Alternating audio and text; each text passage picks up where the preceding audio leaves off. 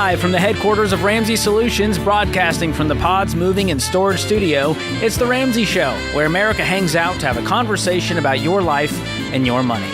I'm George Campbell, host of the EntreLeadership Podcast and co-host of Smart Money Happy Hour, joined by my good friend, Dr. John Deloney, best-selling author and host of the Dr. John Deloney Show. And we are enthused to take your call today, America, at 888-825-5225. You jump in, we'll talk about your life, your money, boundaries, mental health, seasonal affective disorder. John, I've got all kinds of terms today.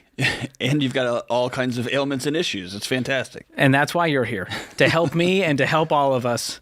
And so it's a free call, 888-825-5225. And we're kicking it off with our friend Nick in Cleveland, Ohio. Nick, welcome to the show. Thanks, guys. So a little bit about my situation. I have about $44,000 in student loan debt. And I'm currently in the Army National Guard, which my contract is ending here next month. And if I extend for another 6 years, they'll pay off about 15% of that student loan debt per year, I think over the course of the next 6 years, of which I think it's taxable income. And just want to get your thoughts on, do you think it's worth it to extend to get that debt paid off, or try and pay that off with my personal or full-time job? What is your full-time job? I do IT auditing. And what does that pay? I make about $105. Oh, sweet. Well, making $105, I mean, is it taking a lot of your time? Are you passionate about the National Guard stuff, or would you rather just lean into your full-time job? I want to lean into my full-time job, but at the same time, I'm going to be getting married here probably within the next year. And I want to buy a house and use my savings towards, a down payment on that house. So, I could pay them off right now, but I don't know if it's worth it or not to stay in. I'm not that passionate about it, but here's the deal, Nick. Do not risk the lives of those servicemen and women who will rely on you in the times of great stress and great fear and great need, and in a stressful response situation, just because you have a 6-year plan to get your student loans forgiven. Yeah, and I feel like I'm doing it just for the money. Yes, the stakes are too high for you to do something this important and this dangerous, quite frankly, just for the money. One of my closest friends and colleagues in the world, she is in the National Guard. She does amazing things, but she is fully in. She's fully committed, and it's taken a lot from her. And she is service oriented, so she gives it that way. If she was in this just for some cool perks, and over the next, dude, you make too much money, pay your stupid student loans off and get on with your life. You feel okay. You sound paralyzed by indecision across the board. This isn't about this job. This isn't about, do I pay my student loans off? I kind of want to get married. You need to start making some decisions and start walking forward some way. I know. I just feel like it's like this weight on my shoulders, as a lot of other people do, in the country, and it's just the thought of, hey, I'm paying this back. I'd rather use that money towards something else. And did you sign your name on a piece of paper and you told somebody, whoever they may be, if you help me get through college, I'll pay you back? Yeah. Then pay them back. Yeah. You make six figures, right, dude. And on the math side, I mean, they're paying $6,000 for the first year. That's 15% of the 44. It's not worth it when you make 105 to wait 6 years to become debt free, instead of you taking control and going, I make over $100,000. I'm paying this thing off in the next 12 to 18 months. And that puts your future in your hands, because now we're getting a home a lot sooner. Once we become debt-free, we're going to build a fully funded emergency fund of 3 to 6 months. Now we're starting to save up for the down payment. And now this isn't a 6-year plan. This could be a 3 or 4 year plan. So I think you know what to do at this point. It's from the heart issue to the math issue. You know what you got to do. The question is, are you going to go about the business of doing it and saying, I'm done with this debt and I'm going to handle it myself? Okay. And listen, I can't tell you, brother, how many people have called over the last 2.5 years, 3 years. I've been sitting in this chair waiting for the next student loan forgiveness thing that was going to come through. It's been forbearance and a forgiveness, and it'd say, well, they're delayed, and now they're just going to go into this forbearance with no. Just pay the stupid things off. Pay them off. Quit waiting for somebody to come save you, man. Just do it. And the day you pay your last loan off, the day you write that check and hit send, and they come out and they announce, whoever they happens to be, we're forgiving all student loans. You'll be able to sleep at night because you signed your name on a piece of paper that said, I'll pay you back, and you kept your word. To nobody, if nobody else, but just to you. And you will have proven to yourself you're a person of character. Move on with your life. Is that fair? Yeah, I think that's fair. Be resolute, man. Stand tall. Throw your shoulders back. Put your head up. I don't think it's worth the other, or to the other people to stay in for another 6 years when I'm not fully invested. Let me put it this way. I wouldn't want you standing shoulder to shoulder with me if you were doing this for an extra $500 a month in student loan forgiveness. I would want somebody who was ready to jump in front of a bullet for me because I'm ready to jump in front of a bullet for you. And if that's not where you're at, no, that's all good. I'm not in the service, obviously. Then, yeah, I think you've answered your own question. Okay. All right, cool? Well, I appreciate all the advice. You got it, man. Yeah. I think the person who you trust the least right now is you. You just feel indecisive, and I would say take a hard step. And I'll also say this, George. There are people, I've worked in this industry for almost 2 decades. There are people who signed their name away to things they had no idea what they were getting into. And there was entire swaths of people that I think were targeted and tricked. So there's no shame to sit down and say, hey, I need help, right? And that's a whole other conversation. But if you're sitting there making 6 figures and you're thinking about trying to take this somewhat risky side gig for 6 years, and just pay them off, for God's sake. Yeah, it's not worth the golden handcuffs at that point when there's really not that much gold. Those are like, copper, maybe? No, they're like pipe cleaner handcuffs. Pipe cleaner. Oh my goodness. You know what I mean? They're like not very strong. Well, all of this conversation reminds me of our documentary Barred Future, which you were featured in, John, because of your experience in higher ed. You brought some really cool perspective to this whole thing. So I want to encourage anyone who's in this world, you've got student loans, you're thinking about taking them on, please go watch our documentary Barred Future. It's on YouTube. It's free. Go check it out. It'll spark some amazing conversations from parents to kids. So we got more of The Ramsey Show coming up, and it's a free call at 888-825-5225. We'll be right back.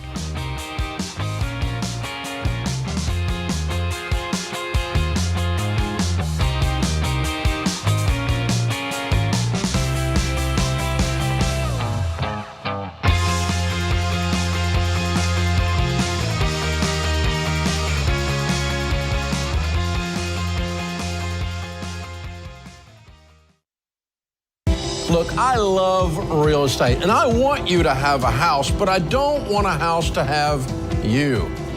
That's why you need to get in touch with Churchill Mortgage to make sure you do this right.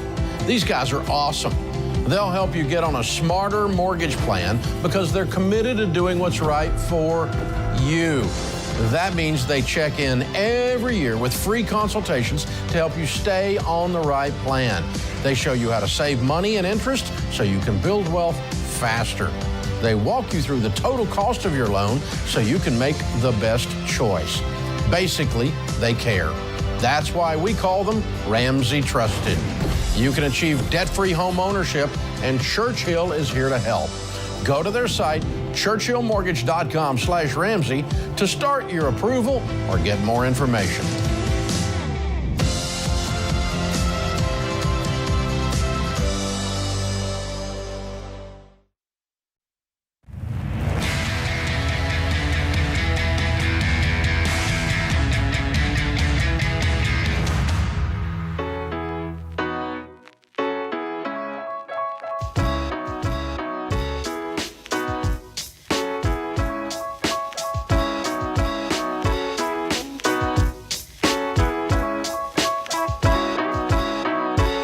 Welcome back to the Ramsey Show. In case it snuck up on you, Christmas is next weekend. That is weird to say out loud. Hey, oh, man, my goodness. I was going to make some fun, but it snuck up on me. I was doing something the other day. Just got real. Like, oh, this is next week. Next week. Yikes. Well, if you're still running around like crazy, you're trying to find that last-minute gift, quit worrying. We got you. We always take care of you. We've got an awesome gift for anyone in your life, and the best part, it's something that will actually change their life. It's called the Live and Give box, and it comes with an entire year of Financial Peace University, a copy of the Total Money Makeover, and Baby Steps Millionaires. All of that stuff is worth over $180, and for today only, that's right, just today, we are offering the Live and Give box for just $79.99. So there's someone in your life who needs this. You're probably thinking about them right now. They're struggling with money, they're stressed, they're anxious, and you can give them some hope. And when you order the box today, we'll make sure it gets there by Christmas. So get the Live and Give box at RamseySolutions.com/box. Again, that's RamseySolutions.com/BOX. That's exciting. Well, there's the rest of your Christmas shopping, John. It's done. I know what you're getting, Sheila. I have to say, if I might do that just because. Just to troll Sheila. Yep. Just to be like, hey, check it out. I thought you were going to gift her just all of your questions for humans, all of the decks under the tree. She actually, when we took a road trip and we actually edited them in the car. Like we did them together to see. And if she was like, that's dumb, then I threw it out. And if she started laughing or started crying or whatever, I was like, that one's got to stay in. And so she's been through hours of those cards. She's done I think she's good with them. My kids, on the other hand, they love it. They're all about it. Yeah. That's and I think fantastic. Kids love that connection with their parents, so it's good. So good. All right, let's go back to the phones. 888-825-5225 is the number to call. You jump in, we'll talk about your life, your money, your mental health, your relationships, you name it. Andrew joins us up next in Austin, Texas. Andrew, welcome to the show. Thanks, guys. How y'all doing? We're doing great. What's going on with you? Not much, man. Just looking for a little bit of advice here. So I've been listening to the show for a little bit, and just trying to figure out the best moves next. Like I've started some of the baby steps, saved up $1,000, and I'm really just trying to get debt free at this point. I have a little bit of credit card debt, about $6,500, and then around $7,990 in student loan debt. And I've got a stock from a previous company that I worked for. They had a stock purchase program. You get a discount, they'd buy the stock for you essentially. And it's done well for itself. And I've got about $12,000 in that. So I was thinking about selling that stock and then using that money to pay off the majority of my debt. I'm just trying to decide if that's the best idea or if I should still hold the stock. But if I do pull the stock, or if I do sell it, should I put it towards my credit card that has interest on it right now, and then the remainder towards my student loan debt, or vice versa? So that's kind of just where my thought process is right now. I just can't decide what the best move is. I love it. Well, welcome to the club of weirdos who do money differently. And one of those things is cashing out those stocks. Now, beware, you want to work with a tax pro. There's going to be a tax implication here on the gains. And so make sure you have that set aside to pay Uncle Sam when that time comes due. But yes, use the rest of that towards your smallest balance. So if that's your credit card, regardless of interest rate, we are attacking the smallest debt first. So you're going to knock out the credit card tomorrow, and then most of the student loan is going to get knocked out too. Do you have money saved in the bank as well? Yeah, I've got I've got about $2,000 or $3,000 just saved in the bank, and then I've got around $36,000 in a 401k and about $8,000 in a Roth IRA. Okay. So I haven't done terrible saving, but I'm just trying to knock out the debt so I can save more. Yeah. Well, definitely do not touch any retirement accounts. Don't pull any money out of that. But these stocks sound like they're outside of retirement, correct? Correct. Yeah, okay. They were just it was just an offering from the company and an additional benefit essentially that I was like, I can save up for this. It'll be money pulled out of my paycheck that I won't see. I won't miss it, and then hopefully it'll work out. And this stock has gone from, at certain times it was bought at around $120 a share, and now it's around $350 a share. I'm cashing out while the getting's good, man. Because 3 weeks from now, you're going to say, I'm going to hold it just to see what happens. And then for some reason it tanks, and all of a sudden your debt-free date just got pushed out. So we tell anyone, if you've got volatile things like crypto, single stocks, and you've got debt, just cash it out, man. You can't beat the feeling of debt freedom, and you're going to get there so fast. You're almost there. If you cash everything out of the bank except for that $1,000 for your starter emergency fund, cash out the stocks, throw all of that on it, you're going to be like pennies away from debt freedom. Yeah. And that's kind of where my head was at. And I just was like, I just didn't know the best way to go about it. But real close and just want to be done with the credit card and the student loan debt. Be done, never look back, and cut up those cards, close the accounts. You will not miss it, man. I'm telling you right now. I love it. All right, let's move on to Waco, Texas. This is like the Texas theme hour. John is here for it. DeAndrea is calling in from Waco. DeAndrea, welcome to the Ramsey Show. Hi, thanks for taking my call. How you doing? Good. I have a question for you guys. So we just started Financial Peace University, me and my husband, and we've got over the first baby step, $1,000 saved up. So question is, I'm a travel nurse, and we make good money, but sometimes it's not consistent compared to like your normal like salary-based job. So our question is, should we add more to our emergency fund just to make up those possibilities of not having income coming in, or should we just stick to the plan? Now, DeAndrea, do you really think there's a month where we're not going to need nurses in today's society? Well, the only thing is there's a large amount of travel nurses now. And so are you a good usually, one? Yeah. Listen to her. We need the good ones more. I'm sorry? We need the good ones more. When's the last time you got laid off for more than like a week, and you found yourself with 1, 2, or 3 months with no work at all? 3 weeks was the most. Okay. Yeah. And how'd you make it through the 3 weeks? Well, at the time we had some money saved up, but we put a lot of that towards debt. And so doing the baby steps. And so we're trying to figure out if we should still have about a month. We had about a month's worth. Okay. How much debt do you have? Total, including our house, about $200. What about without the house? Just the consumer debt? Without the house, about $115. Okay. And what's the household income right now? Household income right now is about $140. Okay. So this debt's going to get paid off in under 2 years. Mm-hmm. If you keep this up, if you're intense about it. So the way I'm looking at it is if something really did happen where one of you was laid off, you still have one income, and you'd go down to bare bones expenses, which means we're cutting everything, and you're probably going to find some kind of work in the meantime, if that happened, right? Mm-hmm. Right. And so there's never going to be just months of $0 coming in, and you're also going to change the way you're living your life if you're in a storm mode.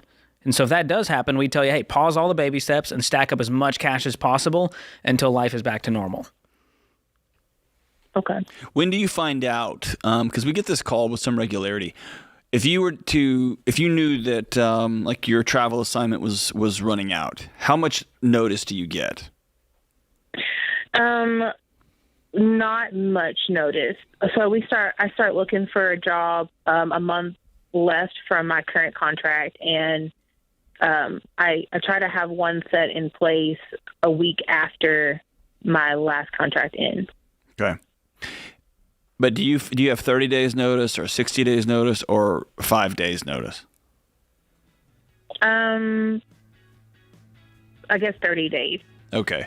Like George was saying, that feels like enough time for you and your husband to say, whoa, we're cutting all the spigot completely off. And we're going to throw, that's when you could take some money, you'll make $140,000 a year. And then, it's like, hey, we're going to save some money. We're not going to pay anything on debt. We're going to go into storm mode right now. I like that a lot more. I think you're terrified to have $1,000 emergency fund. That's what I really think.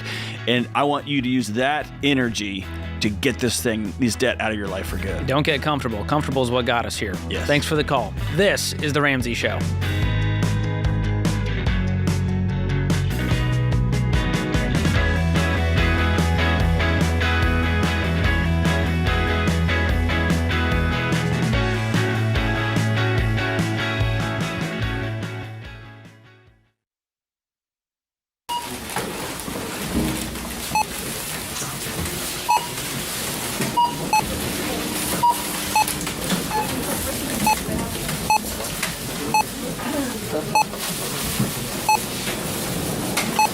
Still on baby step number 1, eh? How'd you guess? With healthcare costs rising, learn how Christian Healthcare Ministries can help you make the most out of your budget. Visit chministries.org/budget. Don't worry, it's worth it.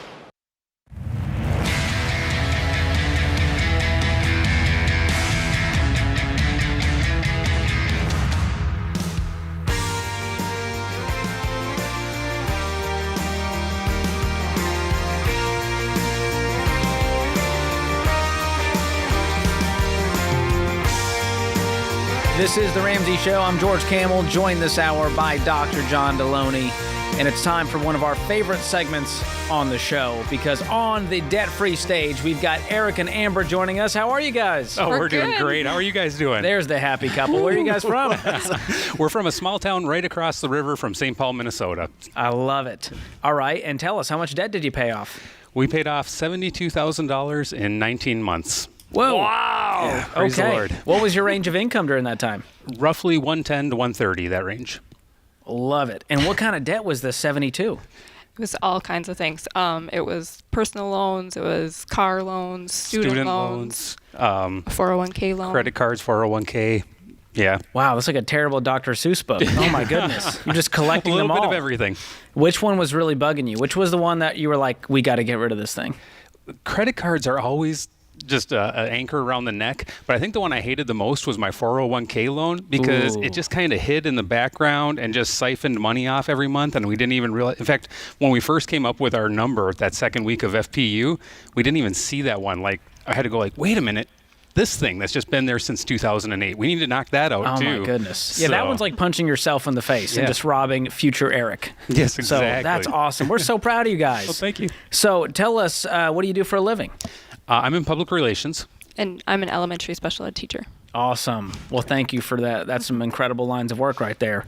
So what happened 19 months ago that you guys said, we're done? We're drawing the line in the sand. We're done with debt forever. Yeah, absolutely. So I was sitting at the kitchen table, had my laptop up in front of me, and got an email from work saying that one of my colleagues, Karen, and her husband, Dwayne Stone, were leading an FPU class. So I yelled into the other room. I'm like, hey, Amber, you want to do FPU? And she's like, sure. Okay. Grew up in church, know what financial peace and that sounds like a woman married to a PR guy who just knows whatever. I'm in for whatever. In for the ride. Whatever you say. So we signed up and we were excited, and we went through the first 2 weeks of the class, and it was awesome, right? Like, we enjoyed the camaraderie and the talk, and we had that hard situation where we put those numbers down on the card and said, okay, this is what's in front of us.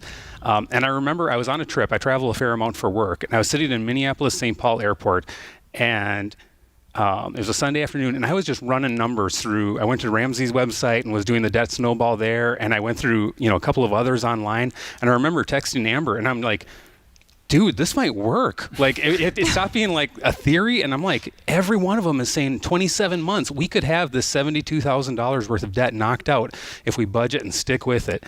And it ended up taking 19 months, not 27. Wow. So what do you attribute that 8 months of saving? Like, was it just intensity and addiction to the plan of, like, what else could we do? Yep. Well, we sold a pickup truck to pay off the pickup truck we had 2 old pickup trucks. Wow. And then it just snowballed from there, budgeting, watching every dollar. God is good. We're just so thankful. That's incredible. So.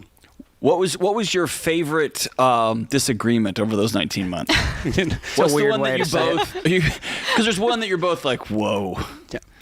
I don't know that we had one. This is a cop-out, but we don't really fight that much. Like, we just... Gross. You guys should write a marriage book. Gross. Okay, so I'm just going to be straight up with you guys. Yes. The biggest battle that we had wasn't with each other. It was with ourselves, and it was after we got done with baby step 2. Because we had gone through baby step 2. We were right on the cusp, just getting through it. And we had these 2 beater old cars and then one nice one. And our daughter who's with us, who's our rock star, she turned 16. So we went from, we had 2 cars break down. So we went from having 3 cars for 2 people to 1 car for 3 people. Oof. And I'm going to be honest, for about 3 days, this just happened overnight. For about 3 days after baby step 2, in baby step 3, we're like, maybe we should get a little bit of a bridge. Not a loan. I'm not going to say the word loan, but maybe we should get a little bit of a bridge. And she instantly stopped sleeping. Our stomachs turned. For about 3 days, we fought this internal battle until we decided line in the sand. We are not those people who are going to do debt anymore. We will not go back into debt. You had a new identity. Yeah, exactly. Wow. And so so instead, we rather than getting her a nice all-wheel drive SUV we bought her this little green Chevy Spark that we were able to go and peel off these little wow, that's like no green wheel drive. $100 bills for, and it was the most fun we've ever had. I had a baby blue 1988 Tercel Easy hatchback, very similar, except your car's nicer. So. It's the modern version. Yes. So there's nothing but roads ahead of you. That's good for you. Good times. That's incredible. Well, it sounds like she was a part of this journey as well. Yeah. What was the biggest sacrifice that you guys are looking forward to kind of having back in your life now that you're debt free? Vacation. Yeah, vacation's good. So the one thing we wanted to do was, sitting there in that airport in Minneapolis, St. Paul, I said, if we can do this, if we can get through this journey, said we should do that big Disney dream vacation you've always wanted to do, debt free. And because I travel a lot for work, we were able to rack up the Marriott and Delta points, and not on a credit card. Not on credit card, doing it the old-fashioned way, getting on airplanes and going to hotels. Whoa! But we were able to get our hotel at Disney. We were able to get airplane tickets for the three of us plus two of Emma's friends, and we just had to cash flow the tickets, and so we had this great trip where we were able to talk to a bunch of Disney employees and tell them about how we're debt-free, and they celebrated us, and it was a lot of fun. Dude, that's amazing. That's incredible. We're so proud of you guys. So you guys did this stuff, and I know there's another Eric and Amber out there who aren't on the same page yet, and maybe they just tuned into the show for the first time. What do you tell people the key to getting out of debt is? Go for it. Doing a budget is a big deal. Having the same why is huge too. So yeah, same page with a plan changes everything. It really does. Man, you guys are rock stars. Well, is Emma doing the debt-free screen with us? We gotta know. She's our why and our biggest supporter. She's coming up to do it. All right, you come on up, Emma. How old is she? She is 16. A bona fide adult. And she got to watch mom and dad sacrifice at a time where she can really remember it for the rest of her life. And I have a feeling she's going to stay far away from debt. Absolutely. She is. Here's what I love. Sure. She got to see you all sacrifice and work through it, and then she got to see a real-life family temptation. Like, hey, we're thinking about this. This isn't us just playing around. We actually need another car because one car and 3 drivers is insane, and we need it, and we're still not going to do it. And you're going to drive a neon green roller skate for a while, and we're just going to all smile about Looks it. like Yoshi with an engine. Exactly. Is what happened. Exactly. It's amazing. I don't even know what that means. You know, John. So how does it feel? You're on the other side. How does it actually feel to be debt-free? Amazing.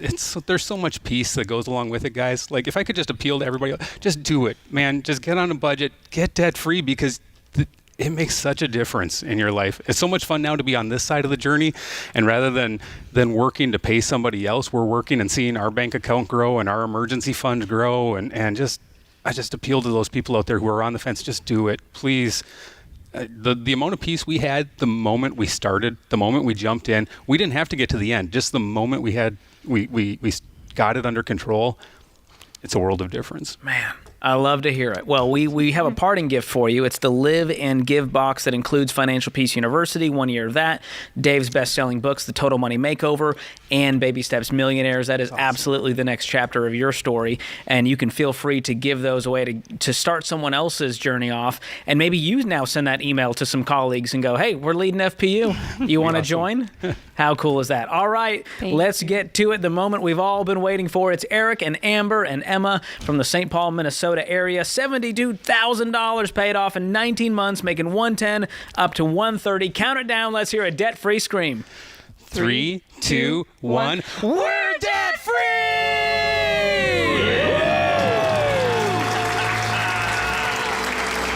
And the crowd goes wild. You did it! That was not Minnesota nice. That was Minnesota aggressive. No, that was Minnesota nice. And I like it. That came from here. There's some tater tot hot dish on the other side of this. I don't even know what that means. John, you'll learn one day. We'll get you there. But man, I just love, their happiness and joy is just contagious. Like my face hurts from just smiling the whole time. But watching 16-year-old Emma smiling and crying and being excited, this is so cool. This is why we do it, right? This is exactly why we do it. So parents, if you're like, I don't know how to connect with my kid, I don't know, just sacrifice and become debt-free, and that bond will form with you and that child. Here's the thing. We don't want our kids to be uncomfortable. We don't want them to say no and get upset. We want to give things to our kids, and I get that.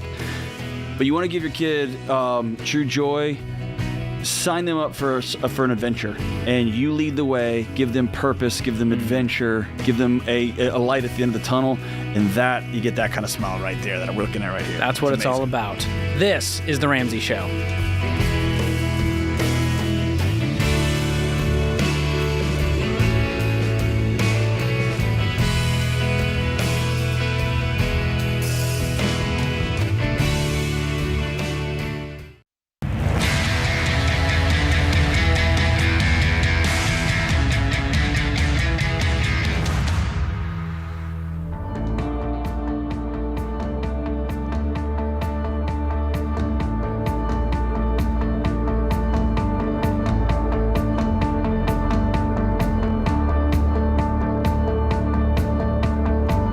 Welcome back to The Ramsey Show. I'm George Campbell, joined this hour by Dr. John Deloney. You heard us in our last segment with that debt-free scream talking about that Live and Give box, and today only, we've got a killer deal on it, $79.99 to get the Live and Give box. It includes a whole year of Financial Peace University, the Total Money Makeover, and Baby Steps Millionaires, and it's an awesome gift for someone in your life to show them that you care and that you want to see them win with money in 2023. So check that out at RamseySolutions.com/box. All right, George, listen to this.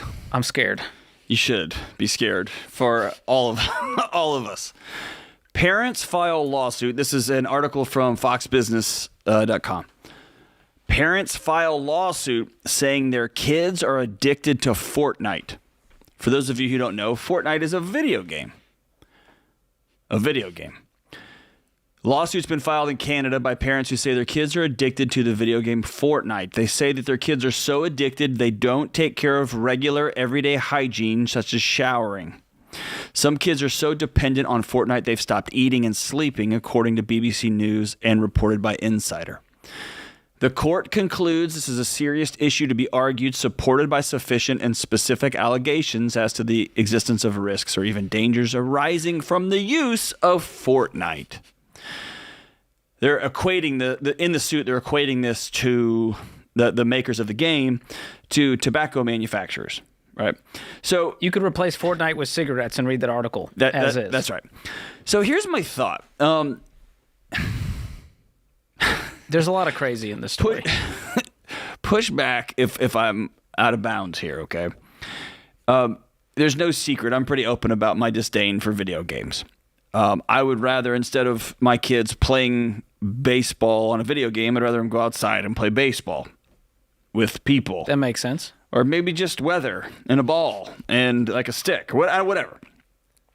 So I'm not a huge fan of video games. I also understand that they're fun and there's some data saying that they're a way for people to engage in partridge, blah, blah, sure. blah, blah. Where I struggle here is you're the parents. You're the parents. But it's more fun to blame someone else, John. You're the parents. If your child is addicted to a video game, smash the video game controller and throw it in the fireplace. Rip all the cords out of the wall. But then they're going to be mad at me as the parent, John. Wow! That is called parenting. That is called setting boundaries. Cut the internet off. But then I can't look at cut the internet off. Do whatever you have to do. If somebody you love who is a dependent on your care is an addict and unable to get these services on their own, but they'll just do it on their phone, smash their phones. Get rid of all. You're the parent. The cool thing about all these electronic systems is they've got this, and I didn't know this until recently, on the side of them, there's a button, and it has the letters OFF, and you can just push it, and the whole thing turns off. I've never tried that. It's exactly. Amazing. What a life hack. What a life hack. Turn it off. Turn it off. Turn it off. This is different than being told, I think, hey, cigarettes in fact, they're not addictive at all. They're not great for you, right? But they do calm you down. They do make you feel a little better or whatever. And then there being troves of data hiding this. We can't let anybody know that, hey, this is actually killing everybody. It's different than parents simply unable to say sorry, this is over. And if this is a true addiction, then you need to get your kids the mental health care that they need after you've done the thing that a parent should do, which is take your kids out of danger, which in this case means using the off button. Because you're the parents. Okay, so am I crazy? No, I'm just picturing what would happen if a parent went and just turned the TV off while the kid's playing Fortnite and the kid just explodes in rage. I want to be in the room for that because it's entertaining to me personally. Because I remember that as a kid. You know, the parent comes on and turns off the TV and you're playing the video game. It's like game on. I mean, you go full adrenaline rage mode as the kid. Well, here's what one of the company spokespeople said. Parents can receive playtime reports that track the amount of time their child plays each week and require parental permission before purchases are made. And so the company stopped short of saying, hey, you can turn the game off and not let your kid play because they don't want to do that. That's an option. Because they want to sell the game. But built into the game is this idea that, hey, parents, we'll send you a report of how much your kid is on. Right? Maybe you're working 3 jobs. You don't have to, you're not at home a lot. We'll help you out. Nah, I don't want to look at that. Or hey, we can go ahead and we'll give you a specific passcode just for you, parents, so your kids can't get on and buy a bunch of stuff. That makes sense. Nah, let's just, I'm suing you. But this is equivalent, John. I mean, you devoured a pack of gummies earlier, and you love a gummy bear. It's like you suing Haribo gummies for being like, I'm addicted to your gummy bears, and it's your fault. Hey, and I want millions. I actually covered this on my show. I think there's something to that. I think there are addictive elements to prepackaged foods, and I think that given enough time, that data will emerge. It's there. We know people are addicted to sugar. That's just humanity. And I got a choice to make. I looked at those gummy bears on the way in and thought, future John is going to feel not that great. But right now, John, is going to feel awesome. And I nailed him. And you even looked at me and said, oh, I thought we I'm your weren't doing that accountability today. partner. I thought we weren't doing. Even my wife will occasionally put her hand on my arm and be like, just think about tomorrow, John. Just think about tomorrow, right? And but I have a choice because I'm an adult. I'm not going to sue them for tricking me. It's a bag of gummy snacks. Like out of the gate. That's not probably wise. But this, parents, at some point, either... and this is me being completely serious. At some point, if you look at the data on the mental health crisis we have in our country with kids, I am convinced beyond a shadow of a doubt that the quote-unquote mental health crisis is simply the bodies of our children responding to they've been left completely alone. They're isolated. They're not a part of their families because mom and dad are super busy and super stressed out and super raged out and super stuck on the news. And they're sitting there swiping on their own phones. And these kids are completely alone and they're locked in these schools. And we've created this system for these kids to exist. And Fortnite is their only way out. And as parents, at some point, either their bodies are going to revolt or we are going to have to step up and be actual parents, which means saying no and making a 14-year-old mad at you or turning the box off or throwing it out the second-story window, whatever you got to do to keep your kids safe. Stop blaming and start parenting.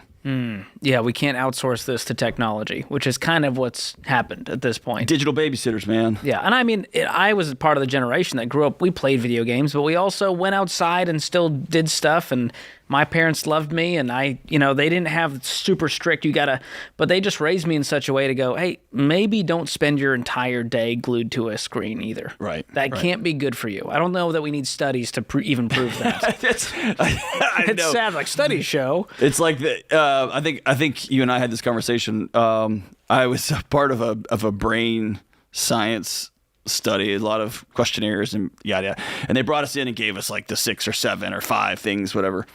And I remember my grandmother had literally told me 6 out of the 7 or 7 out. I mean, it was like, go outside, spend time with people, turn off this electronics. It was like, oh, this is neuroscience? I thought this, like, literally my grandmother told me that.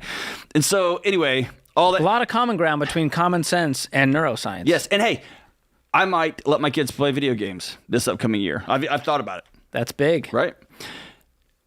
It will be for a very, very limited time with supervision. Will you play with them? I feel like that's a key. Maybe. I might. It's more fun. But I'm not going to cash in my parental responsibilities just because they're holding a controller and they're transfixed on a screen. I'm still their dad, whether they're holding a video game controller or not. Parents, you are in control. That's right. As long as you pay the bills, as long as they're under your roof, you have a matter. You have a choice you can make. That's right. Good conversation, John. Appreciate it, man. That puts this hour of The Ramsey Show in the books. My thanks to all the folks in the booth making the show happen today. Austin, James, and Zach, and Andrew, and so many more. And you, America, thank you so much for listening. We will be back with you before you know it.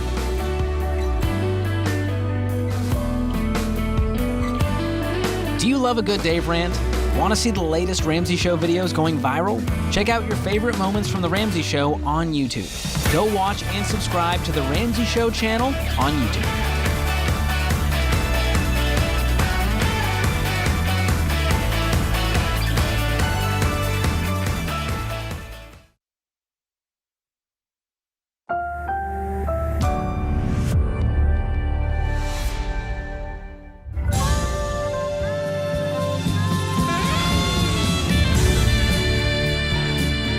Live from the headquarters of Ramsey Solutions, broadcasting from the Pods Moving and Storage Studio, it's The Ramsey Show, where America hangs out to have a conversation about your life and your money. I'm Ramsey personality George Campbell, joined this hour by Dr. John Deloney, and we are taking your calls about life, money, relationships, the pursuit of happiness, you name it. 888-825-5225 is the number to call. And by the way, if you are a longtime listener of the show or you've been listening for a day and you love it, we would so appreciate you subscribing to the show wherever you're listening. Follow, leave a review, and share it with a friend. We want to spread the impact of the show and inspire more people to debt freedom, to relational freedom, you name it. All it takes is a subscribe, a follow, a share, and that's all free to you. All right, let's get to the phones this hour. Kari joins us in Pensacola, Florida to kick it off. Kari, welcome to the show. Hey there, how are you guys doing today? We're doing great. How are you? I'm doing good. Thanks for asking. How can we help? So I listen to you guys' show frequently. I stopped listening for a while because I've been kind of listening to nothing in the car. But neither here nor there. I am thinking about wanting to buy a home next year. My lease is up in March, and I live in an apartment. It's a 3-bedroom apartment. It's pretty nice, but I pay mortgage rates for it. But I just don't feel like I'm in the position to buy one, with having the $20K in the bank, perfect credit score, all that jazz. So I just wanted some advice on that and how to get more money out of what you're doing in life. If you don't want to switch jobs, but you how to grow your money and get more out of your money. Okay. I guess that's what you could say. Number one, I just want to squash the fallacy and the myth that renting is a sin and that you should always be a homeowner and that your mortgage could be the same as the rent. And it just doesn't work like that in reality. There's so much other things to think about when it comes to being a homeowner, and there's so much more risk and there's so much more that's on you instead of the landlord. And so I want to encourage you that you don't need to go be a homeowner tomorrow if you're not ready. That's, in fact, the worst thing you can do for your financial future. So let's talk about where you're at today and how we can get you to becoming a homeowner sooner. What are you doing for work right now? I'm a vendor full-time, and also on the side, I'm a brand ambassador. You're a what on the side? A brand ambassador. Brand ambassador. Okay. And what brand? I thought you said a brain. That's different. Okay. Brand ambassador. All right. And what is your income? About last year, I made about $55,000, $57,000 a year. Okay. But I'm single, so then that's off of my main job, and then I have 3 or 4 jobs, and then I do my side job. Wow. So how many hours are you working a week? I work 7 days a week right now. I work crazy, but the good thing is with my main job, I can make my schedule, and I kind of have flexibility. And so it's all in one. I just, do my job, and then I'll pick up gigs and events when I can. And some are high paid, some are low paid. It just depends. And then I work part time at OA, and then I do some other stuff too. And what are you doing all of this for? Because it sounds like you're really driven. You're working really hard. What are you doing all of this for? What's the end goal? So I can make a good salary of $60,000 a year. Okay, because my question is, could you work 40 hours a week at a full-time job making 60? By the way, the answer is yes. That was rhetorical. The answer is yes. Yeah, but I still wouldn't stop doing side jobs. And That's fine. I don't want to ask my employer for more. I mean, I love my job, what I do. I get paid holidays, I get 401k, get to make my own schedule, don't have to work weekends. So it's like when I'm done with work, I can pick up a second job, cool. And go work and make money. Hold on, George. Before you hop in there, I want to just press on that, and then I'm going to let George talk to you about the math here.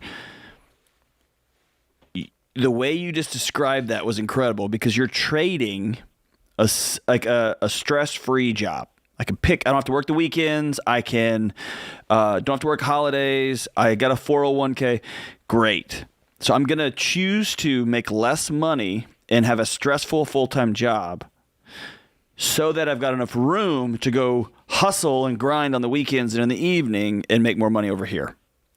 Thereby, but luckily, I don't have to work nights now. I just work weekends. Just I am at home at night. Just weekends.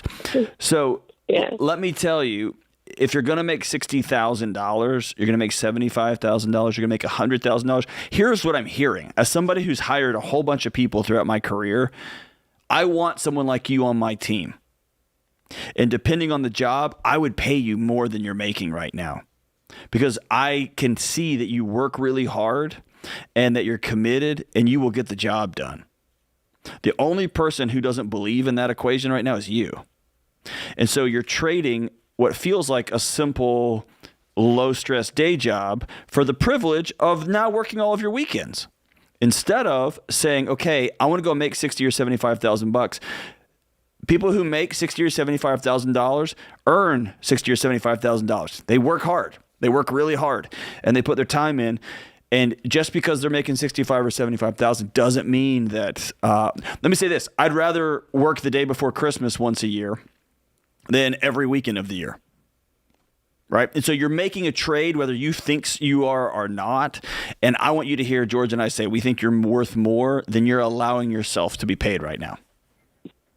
Okay. Okay. So, George, that's not why you called. I just want to give you that shout out. Okay. Before we run out of time, how much debt do you have? Okay, so my debt, it's probably like $5,000 to $10,000. It's really low. I'm paying all my college funds and just like some credit cards and stuff. So you got credit cards and student loans? Yeah, and then my car, I just bought a 2017 Infiniti last year in my name and everything, and the engine went out on it. So I had to do this whole thing and get a new car and everything. So right now I'm just working on, raising that and getting that great credit score, getting my expense account, and having No. We're chasing the wrong things, Kari. We want to run away from everything culture has told you to do because it got you to where you are today. Okay. You did everything culture told you to do, didn't you? Uh-huh. You worked hard. You got your credit score up. You got the payments you could afford. You got a side hustle. And here we are today, stressed, feeling like we're not making traction. You're not closer to home ownership than you were yesterday. And so here's what I want you to do. Forget about the credit score because it's only important if you're going to take on more debt. And when it comes to the mortgage, which is the one where you go, well, how am I going to get a house? There's a process called manual underwriting to where if you don't have a credit score, you can do a no-score loan through manual underwriting. I did it myself. This is not theory. This is not unicorn, mythical stuff. This is stuff you can do if you have a strong down payment. So I want you to get rid of all this debt. Do you have any money in the bank?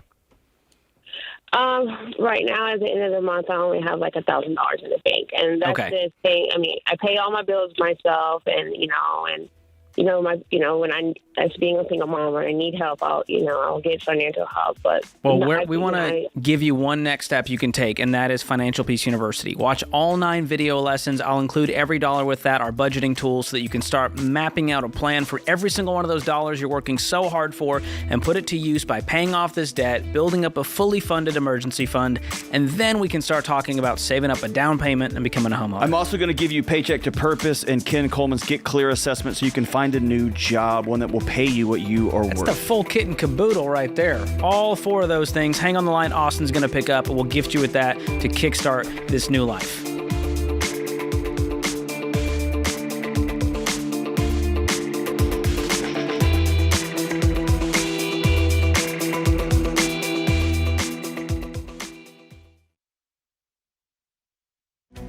If you're looking for ways to update your home without blowing the budget, I've got it. For years, I've been telling you about our friends at Blinds.com. Blinds.com makes it simple to shop top quality blinds, shades, and interior shutters from home with easy online ordering and free shipping. With Blinds.com, there's no need to renovate your entire home. Just change out what's on your windows with upscale choices like faux wood blinds, cellular and roller shades, or even outdoor shades. Plus, Blinds.com guarantees the perfect fit, whether you do it yourself or you have them measure and install everything for you. Shop their latest looks and see how much you can save at Blinds.com today. The easy and affordable way to make your home more beautiful is Blinds.com.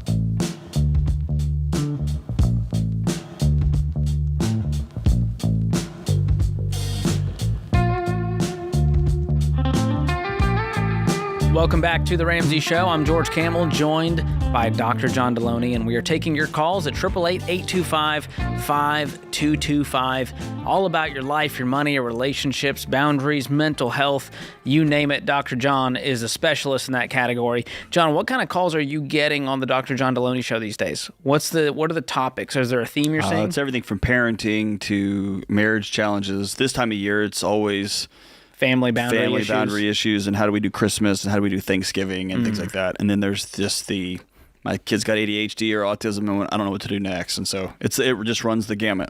I love it. Well, it's a great show. You're doing great work over there, really diving deep with callers, long form calls, and people are loving it. So be sure to check that out. If you enjoy the Ramsey Show, you will enjoy the Dr. John Deloney Show. It's all on the Ramsey Network or wherever you listen to podcasts. All right, Caden joins us up next in Columbus, Ohio. Caden, welcome to the show. Thank you for having me. Absolutely. What's going on with you? So I was just wondering about some practical next steps that I could take. I'm pretty young. I'm 18 years old. And I've just had like hurdle after hurdle in my financial life, I guess. Back in September, my car was totaled, and then I'm not really getting paid much at my job. I feel like I could be making more. Don't have any debt. And I just bought a bike as a resale investment, and the engine is blown. And so all my money is wrapped up. I'm at like square one right now, like $100. What are you making at your current job? 20. Why are you only making 20? That's minimum wage, if that. Yeah, so it's just a little bit of a complicated situation, but I'm working for a family-owned company. It's a small company. We make a bunch of aftermarket parts for quads, like suspension A-arms. We used to make swing arms. We also make roll cages, bumpers, trams, and stuff like that. Is this full-time? I feel like it could be. It is full-time. Are you making any money? My take-home is about $630 a week. Dude, you can't live on average. Yeah. You need to go find a new job yesterday. I know it's your family, and I know that they're telling you get good experience, and one day this will all be yours, but you're not making enough money, man. What was that? You're not making enough money. You got to go find another job. Mm-hmm. Do you not believe you can make more elsewhere tomorrow? I mean, the reason why I'm still with the company, it's a family-owned company, but not by my family. And the reason why I'm still with the company is because I believe that there would be something better there. And so I was actually working a second job with my family, Donato's actually. But that was too much because I was doing like 100-hour weeks and stuff like that. But yeah. How old are you? 18. What do you want to be doing at 22? At 22, I would like to be married. What do you want to do career-wise? Career-wise, TIG welding. So I TIG weld on all these parts. Did you go to trade school for that, or you just learn on the fly? I went to trade school. So why not get a welding job full-time? Yeah, do you have all your licensures and everything? Yeah, I actually graduated top of the class in Marion. So, dude, what are you doing, man? I've got a buddy who's a welder, and he laughs at my paychecks. Like, he's doing quite well. Are there no welding jobs in your community? Not immediately around me, no. Have you checked? So Have you I called every welder in town and said, hey, I graduated top of the class. I'd love to work for you. Or call your college back and say, hey, I want to talk to the career services group. Caden, what I'm hearing is a guy who got punched in the face a few times and now doesn't think he's worth anything and is like, well, maybe eventually something will happen. Like you're just like a passive person in the story of your life, and I want you to believe that you're a main character and that you have some control. And right now it feels like you're just waiting for the next big thing to happen. Yeah. So I think you need to take a big step because you lost the wind in your sails, man. And that step is I'm going to go believe in Caden and go find another job that pays me what I'm worth so that I can get ahead financially. Part of the reason you're calling in saying I can't get ahead financially is because you're barely making ends meet, making $600 a month. Oh, well, it is $600 a week, but I mean, it's $2,400 a month. Yeah. And you have no debt, and you're still not feeling like you can have traction. And so you need to find something where you get paid double or triple what you're making now. So that you can hit your financial goals. I'm sure you want to be a homeowner one day, right? Mm. And you want to have a big pile of money in the bank, an emergency fund, and you have other goals, things you want to do. I'll also tell you, man, you're not in a position at 18. I know, dude, I have Instagram too. And George, I don't know how TikTok works, but George shows me how the TikToks. I know there's 18 and 19-year-olds all over it talking about, bro, this is your way to you got to stop buying projects and flips, and I'm going to buy this bike, I'm going to flip it for this. Dude, just take the boring route. Take the boring, smart route that has helped millions and millions of people build financial security, man. And it just don't overthink it and don't but like George mentioned, man, you're trying to be safe. And I've got this job and it's just cool, and I work with my parents and it's cool, but I'm just not getting anywhere. Well, then you got to change something. You got to change something. And money only works two ways. You can make more of it or you can spend less of it. That's about it. In fact, that is it, right? And so if you're not spending more, then you got to earn more. So go get it, man. Just go get it. Yeah. We're cheering you on, man. Thanks for the call. All right, our Blinds.com question of the day is upon us. Their 100% satisfaction guarantee means even if you mismeasure, you pick the wrong color, they'll remake your blinds for free. You get free samples, free shipping, and with the new promos they run every month, you'll save even more. Make sure to use the promo code Ramsey to get the best deal. All right, today's question comes from Mike in Delaware. Mike writes, I have extremely loving and gracious parents. Oh, boy. My parents are offering to upgrade my roof, but I'm afraid of the strings that may come with it later in my life. Wise Mike. The reason for my hesitation is my mother's loose tongue. Wow. She makes snide comments from time to time, which makes me not want her assistance. I don't need a new roof yet, but recognize I am very fortunate to have parents that are in a position to help me. How should I go about this? Should I accept a gift or keep my nobility and save up for next summer when I can pay for a roof on my own? I don't think taking a gift from your parents has anything to do with nobility. I think that is your way of giving yourself permission to not be in business with your parents. And when you take money from them, you are in business with your parents. And your mom sounds like she pays a fee for permission to speak into your life, and you get to no longer do business with her. I would not, George. I wouldn't take this money. I would say, hey, thanks. Nope, I'm grown up. I bought my own house. I am going to save up and pay for my own roof. By the way, I don't even need one right now. You don't have to be ugly about it. You don't have to be rude about it. But you've dealt with this your whole life, Mike. Your whole life you've dealt with this. Mom helps you out with something, and then she just has to berate you about it. Man, at some point, yeah, I'm growing up. I'm not taking their money anymore. I'm still going to love them. Still going to go to lunch with them on Sundays. That's great. I'm just not taking your money anymore. Yeah, I would listen to that hesitation that you have. That's your gut. That is wisdom. And I think this is just pure resentment down the road, one way or the other, if you do take this thing, because you already you're not, the spirit of this doesn't feel right to you. And I'm going to listen to that and say, you know what? I'm going to get myself in a position where I have the money in the bank to cover the roof. I'm going to say, Mom, Dad, love you guys. Thank you so much for offering, but I got this one. And there's something symbolic I mean, maybe fixing the carpet or air conditioner or something. There's something about the roof, because there's always that line. Well, I'm still putting a roof over your head, and there's just something about that. They're literally putting a roof over your head as an adult. That gives me the indigestions and the gases. Not quite the hemorrhoids, but that gives me the gas. And I just, Mike, pay for it yourself, man. Pay for it yourself. I don't want the strings attached. I'm no puppet. Yep. All right. Thanks for the question, Mike. It's a good one. Especially with all the boundary issues happening around the holidays. Now's the time to stand your ground and say no, and do it lovingly, but do it firmly. More of your calls coming up. 888-825-5225. This is The Ramsey Show.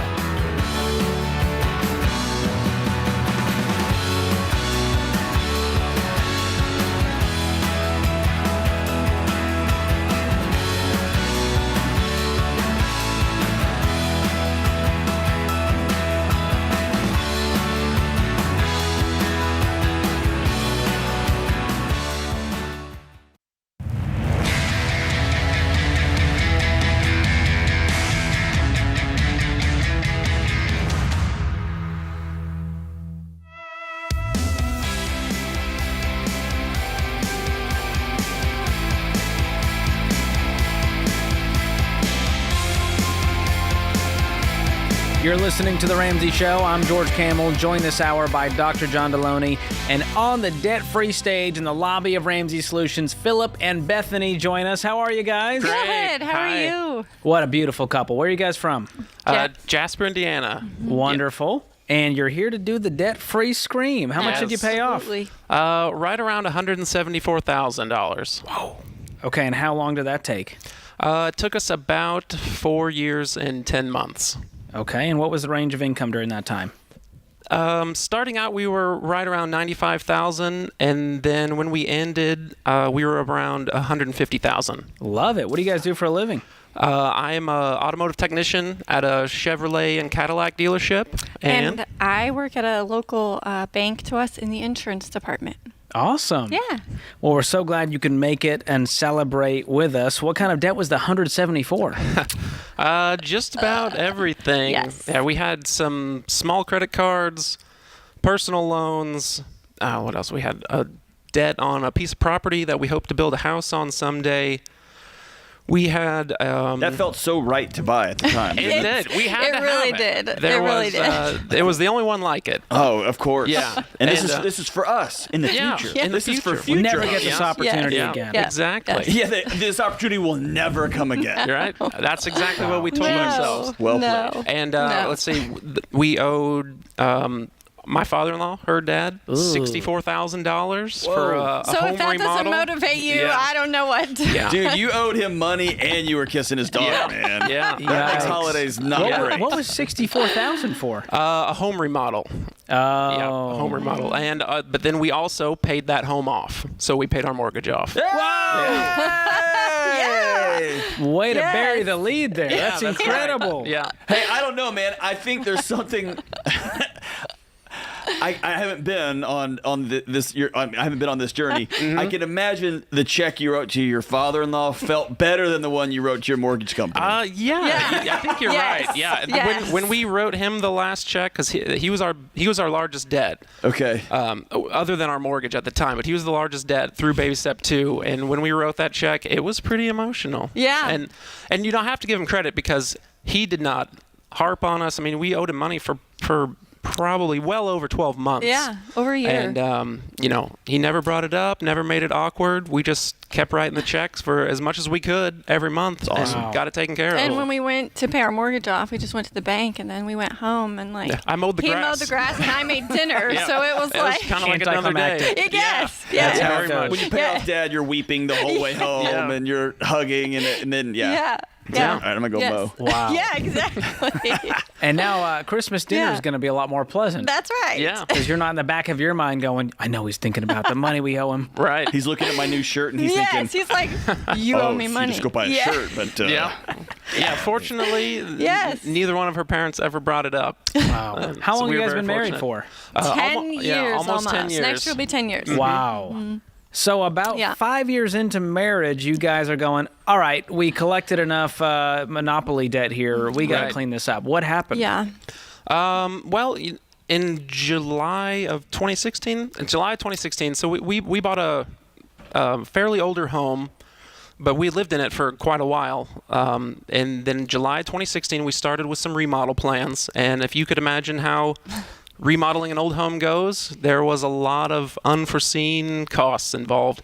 I told her that, when my father-in-law, who was doing all the work on it, if I had $1 for every time he said, well, I didn't plan on this, we would have had that job paid for. Oh, you borrowed the money and he was the general contractor? Yes. Her dad owns a construction company, so he did all the work for him, which is why we owed him all the money. Excellent. Wow. So, we were kind of going through, and we had some small debts, like I said, credit card, personal loans, but they were all manageable. They weren't really a problem. And as we were going through that remodel, we didn't really have any money. So we just decided we were going to refinance our house, whatever that meant. That was somehow going to pay for all this work that we were doing. So we didn't really understand that at all. And then in probably around October of 2016, he handed us a bill for $46,000, and we had about $5,000 in our bank account. So we knew something was going to have to change. And then I guess a blessing is in January, our church was hosting Financial Peace University. And so we signed up, and the rest is history. Yes. And you guys had enough fire in your belly going, this was scary. Yes. Let's not have this happen again. Yeah. When he handed you that bill, did he know you didn't have $46,000? I think he had a good idea we didn't have $46,000, but, you probably hoped we had more than $5. So that... somewhere in between there. But I mean, in y'all's defense, like, I've had general contractors out at my house this year. Mm-hmm. We talked through what the final bill will be. Mm-hmm. We did an awful job of that. Oh, it's just like, I got you guys, I got you. Yeah. We somehow thought $5,000 that we had was gonna cover all of it. That'll cover it. Yeah. Incredible. No. Oh my goodness. No. So what was the hardest part on this journey? Because about 5 years, that's a long time to be just powering through this thing. I think the hardest thing was just by the end of it, I was ready to just pay the house off, and I was like, this is taking so long. I just want it gone. I just want it done. So I think just but I'm a very impatient person anyway. So I think that was the hardest part. I mean, because both of us, I think, were very head down. This is what we're doing. This is the plan. We're sticking to the plan. It was just riding out that waiting period of. Mm. And it's another thing to add in the mortgage to the debt journey too, and go, let's just keep going. Yes. Right. Yeah. Yeah. Yes. And I think the hardest part for me was the part-time jobs. Yeah, that we too. hated part-time jobs. What was the worst one that you're like, I will never go near this one again? We really did the same thing. We had a part-time job cleaning offices after hours. Which that wasn't the bad part. It was just such long days because we would go there right after our normal job. Exhausted. Yeah, and we would be at this part-time job until 9 o'clock, and then get home and have to do all your normal evening things, and so. And then get up and just do it again. Exactly. Right. Groundhog Day. It's just exactly. It's not what we wanted to do with our time. Yeah. But because we were in debt, we did this to ourselves. We didn't get to say what we did with our time. We had to go to work. Yep. So what's it like when the checks deposit now and you don't owe anybody anything? I don't know. It's kind of crazy. We really are just okay, well, what do we do now? Yeah. I mean, yeah, it's a good feeling, just to be we literally owe nobody any money. Yep, no one at all. No. I wish y'all could. I want y'all to go back and watch this on YouTube because you're smiling so big. Yes. So big, man. Yes. So what do you tell people the key to getting out of debt is? Because you guys did this stuff. I know there's another couple out there who's like, should we, shouldn't we? What is the key to actually getting this done? I think just you have to remember the feeling of for me, whenever we got this bill that we couldn't pay, I was literally so scared and so afraid, And I feel like you have to go back to that feeling of, like, I didn't like that feeling at all. And, I'm never, like, I don't ever want to feel like that again. So, and then, I think just being scared and, like, how are we literally going to pay this, you know? Like, you have to be tired of being sick and tired. Yeah. And, at the time, at the start, we were making fairly decent money, but somehow we were $86,000 in consumer debt and with an $88,000 mortgage at the same time. And so it definitely takes a budget and it takes a lot of hard work. It takes a budget, and it's not fun at all times. And but- now you're free. Yes, We're free. but now we are free. Yep. I love it. Well, we're celebrating you Yes. guys with the Live and Give box. You'll go home with that today. It includes a year of Financial Peace University. You can pass that on or go back through it to stay motivated. A copy of the Total Money Makeover and Dave's newest book, Baby Steps Millionaires. That's your next chapter. So proud of you guys. So glad you could come celebrate with us. You ready to do this thing? Yes. Yes. Yes. All right. It's Philip and Bethany from Jasper, Indiana. $174,000 paid off, house and everything. Yes. Being weird, living like no one right. else. In 4 years and 10 months, making 95 all the way up to 150 with those side hustles, crushing it. Count it down. Let's hear a debt-free scream. 3, 2, 1. We're debt free.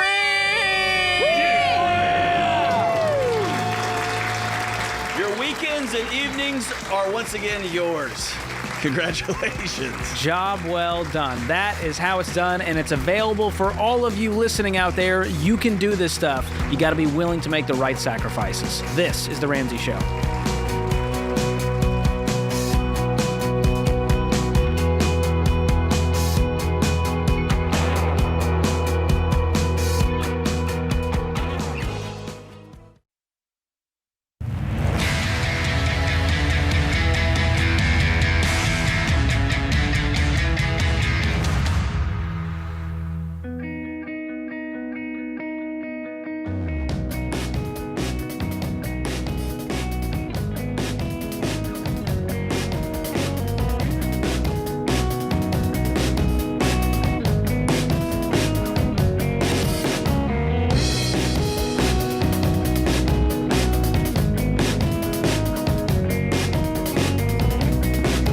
Welcome back to The Ramsey Show. I'm George Campbell, joined by Dr. John Deloney.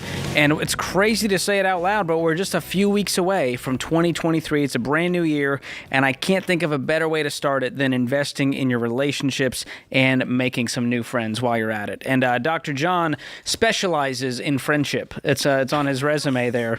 Dude, I'm actually just had a conversation with my wife the other night.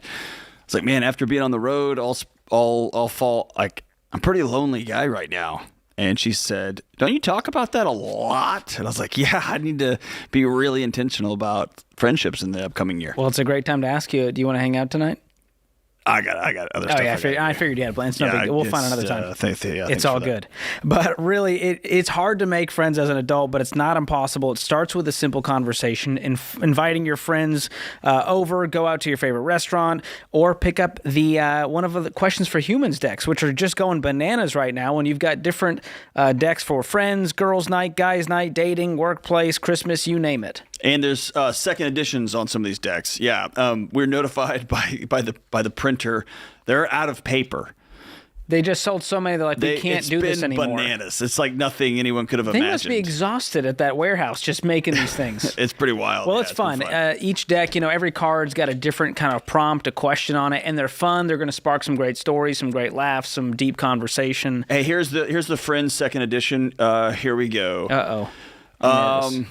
This is assuming we're friends. This is us trying friendship out. When did you realize your parents had no idea what they were doing? Oh, gosh. They're probably listening to this show right now, so this scares me. Let's try. Oh. Wow. So you're still under their wing. I see that. Yeah, okay. well, mom's a big fan. All right. What's one song or album that makes you super nostalgic? Oh, probably Coldplay's first album. Okay. With Yellow on it. Why? I think because it was like, that time when music was actually special, you had to like download it illegally from LimeWire and you had to upload it to your iTunes and then put it on the iPod and then you would just listen to it in your room. That's that album for me. I thought that album would be the one that you saw on MTV and you thought, I could get my pants to be way tighter than they are. So much tighter. And what was it for you? It would have to be the I Remember You, the song off the Skid Row album. It was the it's got one of the greatest guitar solos of all time, and Sebastian Bach sing. I just used to put it on repeat, and I would just listen to it and think, if I could ever get someone to love me this much. And I've been married 20 years, and I'm still not there yet. No, not there yet. But man, that song, I Remember You, on the Skid Row record, oh my gosh, Youth Gone Wild, yeah. That's I was strong. all about that record. That's strong.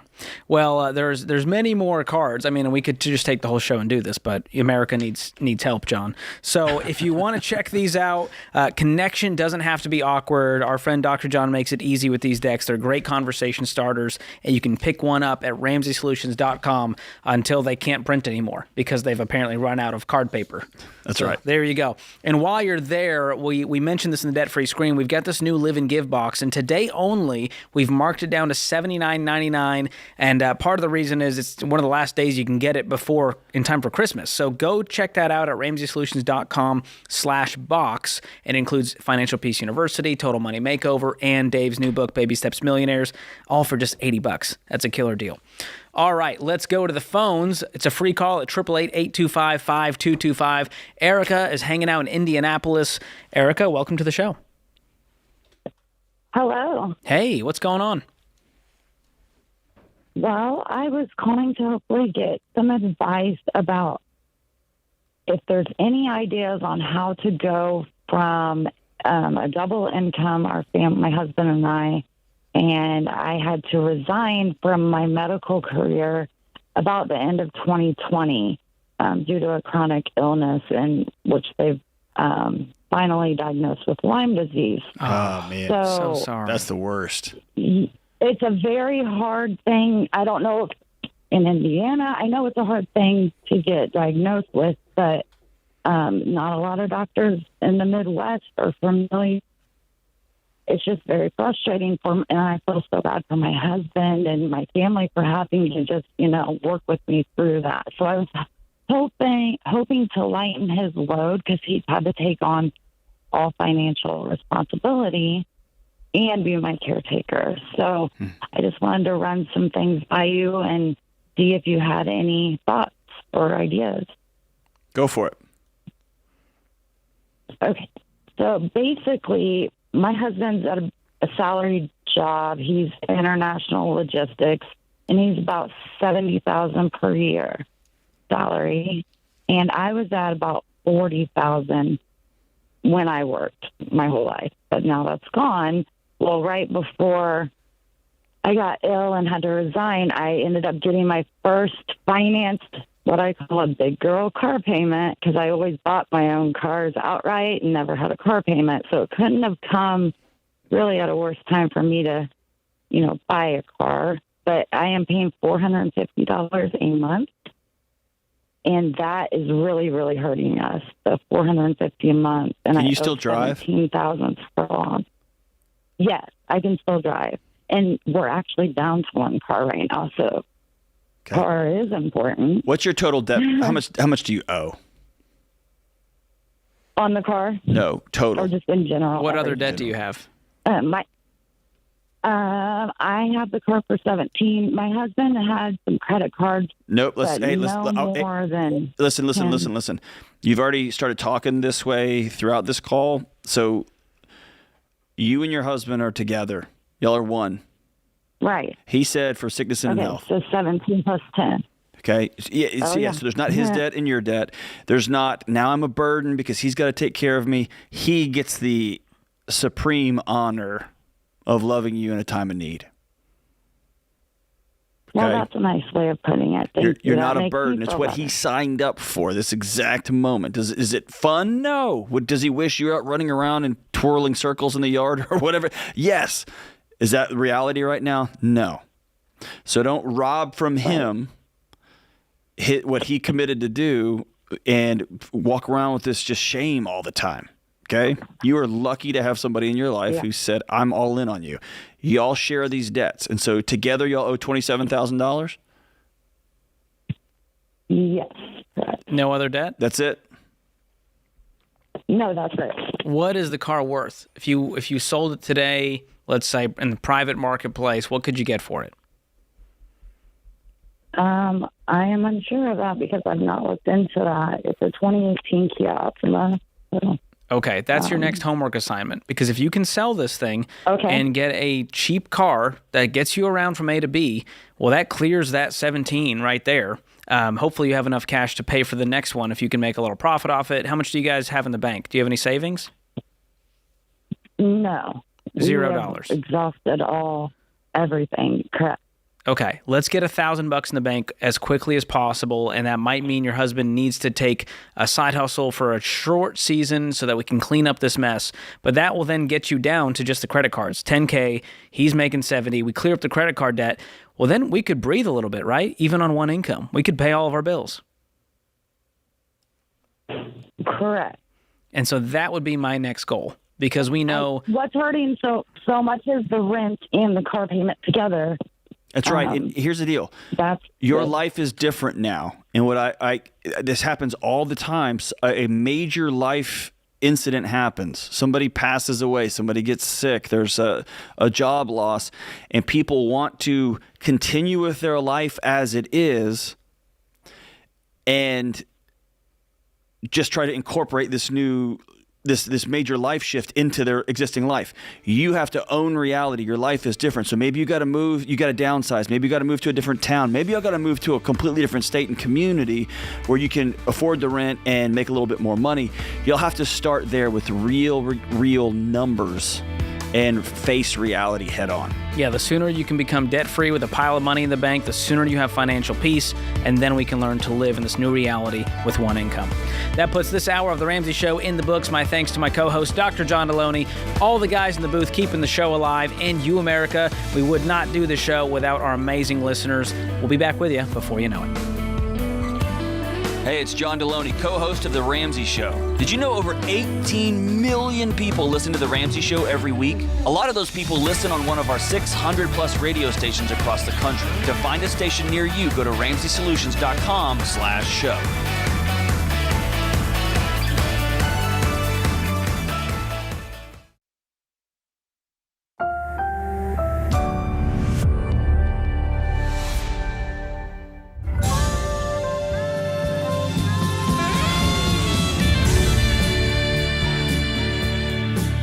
Live from the headquarters of Ramsey Solutions, broadcasting from the Pods Moving and Storage Studio, it's The Ramsey Show, where America hangs out to have a conversation about your life and your money.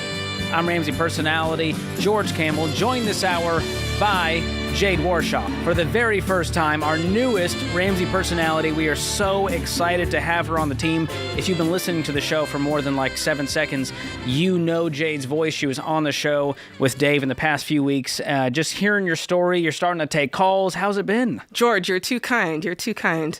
You know, it's felt good. This has really been a long time coming, but at the same time, something that I never imagined. You know, I told everybody before this, I was in entertainment. So, money was just, it was learning how to manage money had changed our lives, but really helping others was really just a hobby. So here we are. It's a we crazy joked thing. about it the other day that we were always longtime fans of The Ramsey Show, both you and I, and now we're inside of it. And it's it's the honor of a lifetime, and you're like, oh gosh, we're in this thing. We're in the Matrix. It's crazy. It is crazy. We are in the Matrix, and I have to admit, I've actually never seen that movie. It's fine. We'll watch it together at some point. I probably could use a refresher. But you have an incredible story. Give people the quick snapshot of what you and your husband Sam accomplished. Okay, quick snapshot is this. Picture this. 1 week after college graduation, right? You get married to your college sweetheart. And you're just hoping for your happily ever after. And about a year into it, you realize this is not a dream, George. This is a nightmare. You've got up to $460,000 of debt. Now, I'll be honest, at that point, it wasn't quite that much, but by the time we started paying it and with the interest that accrued, $460,000 of debt. That is suspiciously close. $500,000? Yes. Oh, my goodness. $500,000. Can't breathe. No, you can't breathe. You're suffocated and you're not happy. I can tell you that, George. And, Sam and I, we just looked at things and we're like, hey, we've always been the type to talk and, dream together. And at one point it was if we want to accomplish any of the things that we say we want, even just base level, we have to change this. We have to pay off this debt. And so I remember Dave from being in my brother's car. Dave was on the radio, and I remember this guy talking about money. Dave Ramsey, let's go get the book. And then from there on, it was just game on. It was like, let's work these baby steps. And I can tell you guys right now, the baby steps work. If you work them, you got to work them in order. You can't be Dave-ish, because trust me, we tried that a little bit. We tried to hang on to the credit cards a little too long, and it just puts you backwards. You have to follow the steps. If you follow the steps, George, it works. The plan works if you work it. 7.5 years later, we're screaming, I'm debt-free. Debt freedom. That's incredible. Yeah. And you guys did your debt-free scream on the show in our old building. Yeah. Which was incredible. And here you are today on the show, helping other folks get out of debt, helping them realize that it's possible. Oh, it's possible. Belief, and especially those that have a big pile of debt and a long journey ahead of them. It may not be 18 months for them. It may be 7 years. That's right. And that's why I started thinking about the idea. You might have heard it. Dave mentioned it, Six-Figure Freedom Club. It's about those folks who've got 6 figures of more debt, right? And maybe your process is longer than average, because we say that the average person gets out of debt and 24 to 36 months, right? But that's not always the case with everybody. I'm a person who was not average, and for this reason, it was in a bad way. So it took us a little bit longer, but it can still be done. And if you're listening out there and you've been in it 3 years, 4 years, and maybe you've got 3 or 4 years more to go, you can do it. Stay the course. Man, keep working. It will pay off. It will pay off. I love it. Well, we're so excited to have you on the team. You've got an infectious energy and passion, and you are so wise. And let's put it to the test. You ready to take some calls? All right, George. Let's go. Let's go. 888-825-5225 is the number to call. You jump in. We'll talk life and money. Meredith is in NYC. Meredith, welcome to the show. Hello. Thank you for taking my call. Hi. I have a question. I'm 66 years old. I have some money in my Vanguard account and a CREF account, and I'm wondering if it is worth it to do a Roth conversion. If, let's say, I quit my job in a couple of years. Mm-hmm. How much money are we talking? In my Vanguard account, I have $1,025,000. And in my CREF account, I have about $175,000. You have more? Keep going. You got more. No, that's it. That's all I got. Okay, and is that all of your retirement? That's your nest egg? Yes. Okay. And what's causing you to want to convert all of this to Roth? Well, not all of it. The amount that needs to be converted is about $500,000. Okay. I have about maybe 100. Some of it is in Roth already. The reason is, I realized that eventually I was going to have to pay taxes on that money. Right. That was tax deferred. However, what I didn't realize was I was going to have to pay taxes on the security, and that upsets me. So I'm wondering if it's worth it to pay taxes on about $500,000 of my Roth. Do you see your income? Do you see your income going up when you retire, or do you think is it going to stay the same?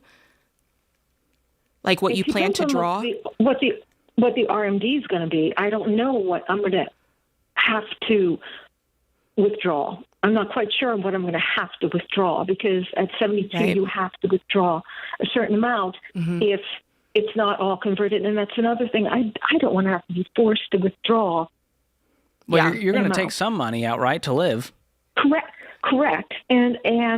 But I don't want to have to be forced to withdraw a certain amount. I can understand that, especially, and even if you plan on leaving some of this money, to your heirs, that's also a nice gift in estate planning to make sure that you've got, they're not having to pay the taxes on withdrawing it. And also, that you're just getting the maximum bang for your buck there. So there are definitely some good reasons. George, what do you think? I think it's definitely worth it to convert some of that money over. Yeah. Do you have a paid for house and no consumer debt? Well, my house is paid for. I owe about $4,000 more on my car. It's a 2019. I owe about $10,000 in I have one credit card, and a lot of that has been towards my house. I had to have new things. I had to have a new septic and things like that I had to pay for. So that was for the house mostly. Do you have some liquid cash on hand that you could clear that debt out? Because the way we teach it, I think, George, what you're getting at is making sure you're at the correct place in the baby steps. So we want to make sure that obviously you're a millionaire, but we want to make sure that everything before that point is in place. So we want to make sure that you've got 3 to 6. Number 2, we want to make sure you've paid off all of your debt. And then after that, we want to make sure that you have 3 to 6 months of cash savings or liquid savings that you can get to. And of course, working on up, you're almost to that point, but we just want to make sure everything is in order. Yeah. The only time we would tell anyone to convert, regardless of their age, is once they're in baby step 7, which is no consumer debt, fully funded emergency fund, house is paid off, and you're real close, Meredith. And before you do that, I would still, it doesn't sound like you have a good financial advisor in your life. I would get connected with a SmartVestor Pro at RamseySolutions.com who can crunch the numbers for you and show you what both pictures look like down the road. Because at your age, they may say, hey, it's actually not worth it to convert for these reasons. So I don't want to steer you wrong in a 1-minute phone call here. So get connected at RamseySolutions.com, and congratulations on being a millionaire.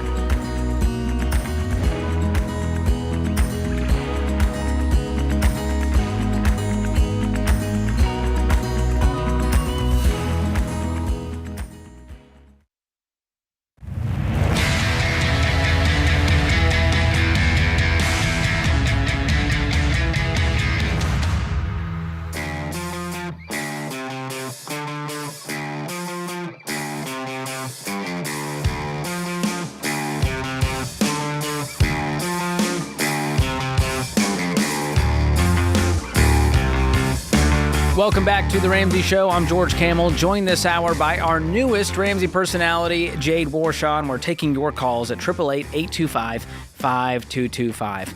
Friendly reminder that if you enjoy the show, you appreciate what we do, reminder that this show is free. And so here's what we ask of you, and it's also free. Consider subscribing, following, and leaving us a 5-star review if you love the show, and share it with a friend. It's hard to get a new podcast, a new show into someone's life unless it's a friend saying, Jade, you got to check out this show. Oh, yeah. And he goes, is it worth it? And you go, yeah. Yeah, and people are always looking for some new content to consume. Especially helpful content. Right. In a world of just noise. Yes, George. So some people love the show so much that they email in, and sometimes it's not love, Jade. Sometimes they've got bones to pick. They got gears that have been grinded. Ooh. And producer James sent us one that David sent in. So can I read it out loud? Read it out loud with feeling. Thanks for all the entertainment and advice regarding finances. But what I don't get is why you guys get all excited when a guy says, I just got engaged or I just got married. There's hand clapping, cheers, congrats, etc., especially when it's someone in their early 20s. These kids are just too young to know what they're getting into, but you guys cheer them on. Unreal. Fact is, that guy just signed a contract saying if the marriage doesn't work out, which most don't, then there's a good chance she'll take him to the cleaners in divorce court. We hear about this all the time. There is nothing in it for guys to get married at all. This did not happen to me. I am not married, so I am not bitter or angry. Women can usually cash in if it doesn't work out. People might argue that getting married is good because you have a partner, someone to help you, etc., but you can have all of that without signing a contract saying you will provide cash and prizes, alimony and or child support, when it doesn't work out. In California, if you get divorced after 10 years, you will be paying her forever or until she remarries. I've noticed that in most marriages, soon after the vows, the woman chops off most of her hair, and starts barking orders at her husband. Oh. Marriage is not like it was 50 years ago. Would love to hear what you think. Thank you. Oh. Wow, David. Oh. So much to unpack there, and I think a professional counselor should do it, but, we'll add some color commentary to this. My guy sounds like he's been burned, George. Or absolutely. He's jaded, one of the two. Wow. Yeah, which, you know what? As much as we can pick on David, he represents a large portion of the male population who feels this way. And if you don't believe me, go to any YouTube comment section and they're in there going, this is why you should never get married. They'll take you to the cleaners. That's interesting because there's actually so many great, this is a show about money, your life and your money, but there's actually a lot of great reasons to be married. If we talk about it from the money standpoint, he seems to think that, it's all about being taken to the cleaners and it's all about losing out. I definitely have some... Maybe you're just picking the wrong lady, but, there are definitely some positives to being married. After being married 15 years, I'd like to think that there's Yeah, Some good I just stuff never there. once looked at marriage as this like financial contract and who's getting what. Like that's just a No. weird way, a weird spirit to have. Well, no, when it you comes to definitely don't want to marriage. go into it like that. Like, hey, I'm going to marry this guy simply because, that If you would have be... that attitude and you get married, you probably will get divorced, and it'll be a self-fulfilling prophecy. Oh, yeah, because you went in absolutely. with terrible intentions and Yeah. a terrible spirit. Side note, that just made me think of a story. So my husband, Sam, who happens to be sitting out there, when we were engaged, he was in his grandfather's will, right? To get money upon death. But there was a stipulation that said he had to marry someone Jewish to get the money. And your girl is not Jewish. So that put us ultimately to the test. Wow. And Sam chose me over the money. will. Well, how much are we talking here? Ooh. Like 10 million or 20 grand? $70,000. 70 grand. You're worth more than 70 grand. I like to think it's great to know that I'm worth more than You can't put a worth on a person, but we know that you're at least worth more than that. 100%. And I think he's saying the ROI is there. The ROI. He would do it all over again. He better. He's amazing. He better. Well, Jay, this is an interesting conversation because there's been a lot in the news about marriage and wealth and the power of couples to build wealth versus someone who's single or even those that are cohabitating, just shacking up. Yeah. So Absolutely. what are we finding? It's interesting. I read an article in the Wall Street Journal, and they were talking about this wealth gap that you're talking about. And they found that people who were living together, just living together, not married, not even sharing their finances, but their net worth was a quarter of those who were married and sharing finances. Wow. A quarter. That means if you're married sharing your finances, you are earning 3/4 more. Your net worth is that much higher. Yeah, and here's the numbers if you're curious. The median, this is as of 2019, median net worth for cohabitating couples aged 25 to 34 was 17 grand. And for married couples, it was 68 grand. And for singles, 7 grand. Yeah, that is shocking. Shocking in some ways, but actually, George, when you really think about it, it's not that shocking because think about it. I'm just thinking of it from compound interest alone. I mean, compound interest on one person's, say they've contributed $10,000, right? And then the spouse over here contributed another $10,000. Compound interest isn't helping you the same as if you had $20,000 all in one spot. So there's that. Then there's a whole homeowner side of it. Oh, yeah. You're more owning likely home. to be a homeowner, which is, houses appreciate, and you're more likely to be investing. You're more likely to have dual incomes, and it's harder to gain traction as a young single person than it is as a married couple. And so better together. And we also, there's new studies. One is from Cornell showing that joint bank accounts have a higher correlation to longer lasting and happier marriages. That is very interesting. Because that's a controversial stance we have, is that you should combine bank accounts, and people come at us with the spirit of David saying, "Oh my, she's going to take you to the cleaners if you have." I don't know why I'm becoming a wrestler right now, but that's the I'm David here for voice. It's interesting. I think the connection there is that you have long-term planning in mind. If you're willing to combine your finances, it means that there's a strong level of trust, which, it takes trust to really get anything done. And then that you're really thinking towards the future. You've sat down and you've planned out, which means you're probably on the same page. And you know as well as I do that when where there is no vision, the people perish. Dave says it all the time, and I think that when you have that vision as a couple, as a married couple, you put your money together, of course, you're going to go further, faster. You're going to do better together. Yeah, and there's accountability that is built in when you have a partner. Because when you're single, you can kind of just do your own thing, and no one's going to yell at you for going on a retail therapy spree. Facts. Versus Sam going, hey, I just saw that bank transaction come through. What's going on here? Let's have a conversation about it. And so that accountability helps keep you on track, the shared vision, the shared goals. And it's one of the reasons Financial Peace University is such a powerful tool that changed both of our lives. And my spouse works at Ramsey Solutions. Hey. And so when we started our marriage off, I had already gotten out of debt. She was way smarter than I was and never touched debt. And so we had this crazy goal of what if we saved up a huge down payment and then paid off our house as quickly as possible? Wow. And so in 26 months, we paid off our mortgage after the intensity. And we did our debt-free scream almost a year ago. And I'm telling you, the power to build wealth when you have a couple that's on the same page with the same language, shared common language, the same goals, shared vision. I mean, that's what makes a power couple. Unstoppable. You guys are unstoppable, and man. So if you want that, it's available for you. And don't listen to the hope stealers out there like David saying, don't get married. She's going to take you to the cleaners. Absolutely. Get rid of that turd attitude right now. Okay, have a little bit of hope. We need more optimists in this world, and there's plenty of amazing marriages out there, plenty of people who will show you that it's possible. And one of the reasons is getting on the same page with money. That's right, George. And it begs to be said, because I got to say this. People might be listening and going, ooh, if we just combine our finances, that's our golden ticket. If y'all are out there, say you're living together, but you're not married, do not combine your finances. If you're not married, don't combine your finances. Call. Yes. Right? We got to say that because the implications there could be dire. Put a ring on it, go to the courthouse, and then combine your bank accounts. And by the way, if you're one of these guys that's been dating a girl for like 8 or 9 years, she's waiting on the ring, Jeff. Come on, man. She's been waiting too long. Homegirl's about to bounce if you don't commit. Come on, son. So that's just a PSA to all the Jeffs out there. If your name is Jeff and you're a good guy, I'm sorry. But I just had to use someone's name. Jeff's good. I usually use like Biff or... I like Biff. Cousin Boo Boo. Rarely is there a Biff out there listening. Oh my goodness. Well, Cousin it's a good conversation. David, we picked on you, but we do appreciate the email, and thank you for listening. You can send in your feedback at ask@ramseysolutions.com. And more of The Ramsey Show and color commentary coming right up.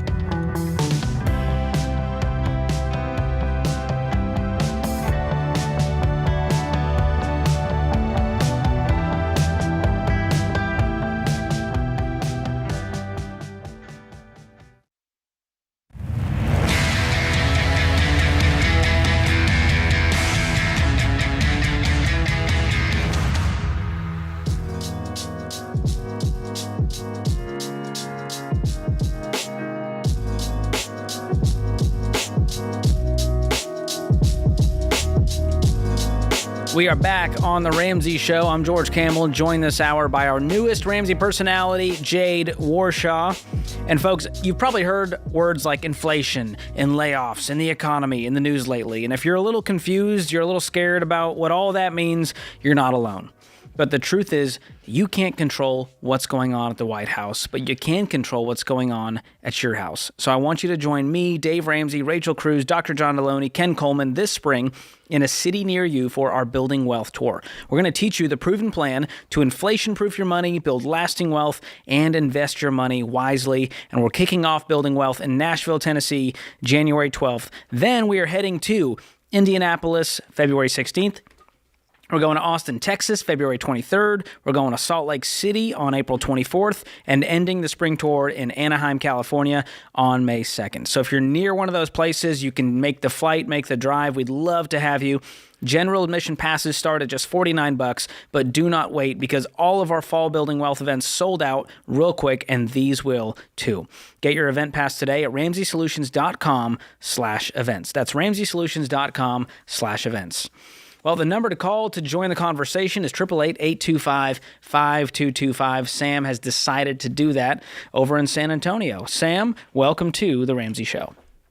Hey, guys. Thank you for having me. Absolutely. How are you guys today? What's going on? Hey, so I just got married last month. Woo! That's awesome. Thank you. And we're planning to have a family. I'm currently finishing baby step 3, and we're looking at health insurance plans or health plans, so... Yeah. That's adulting right there. And we do not know how much to plan for it or how much to budget for it. We know you guys back up Christian Ministries, but they have several plans too, and I don't know how to budget them or which one to look for. I was looking for some advice. Is the insurance coming through your employer and they just have several options for you, or are you self-employed and you're kind of out there in the market yourself? Oh, I'm in the market myself. My boss does not provide nothing for health. We have to pay it out of pocket. Okay. Yeah. I mean, I can attest to that. Sam and I were business owners for, a long time before we came here, and we had to research our own insurance and find the plan that worked for us. I would love if you got connected with Xander, because they can shop out all of the different options for you, and you can choose the one that works best for you. And, without a whole lot of information, it really depends on what you're looking for. If both you and your wife and everybody's healthy, then you can search for something that's got a really high deductible so that, your out of cost monthly is not quite so much. And maybe there's an HSA attached so you can plan for future health, concerns that you might have to pay for out of pocket. But if you think you're going to be going to the doctor all the time and things like that, then you might look for something that's got, a lower deductible. So it really it depends on what's going on with your health situation. Have you shopped any yet? Yes, and they're all around $500 to $1,000. Is that for the whole I also family? read that you should do around 4% of your income, but 4% of my income is around $300 a month. I wouldn't worry about percentages at that point. Especially when you're self-employed and you're going out in the marketplace yourself, the numbers are going to be higher, which is not fun to deal with, but it's a part of this journey you're on since your employer doesn't cover it, and it may be beneficial long-term if you're like, hey, I might find a different employer that does have health insurance, either subsidized or covered. That may be worth it for some people. It's a big benefit that people look for when it comes to employment. Oh, yeah. So that's something to look out for in the future. But for now, like Jade was saying, if the family's healthy, it's kind of the extremes. I would be looking at the high deductible health plan if you've got a real healthy family, or if there's a ton of health issues where you're going to the doctor a lot, because you will max out the deductible quickly and then they'll cover 100% after that. Yeah.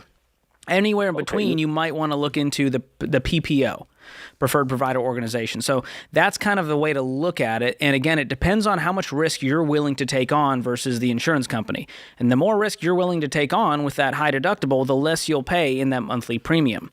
And so the good news is you guys are almost through baby step 3, right?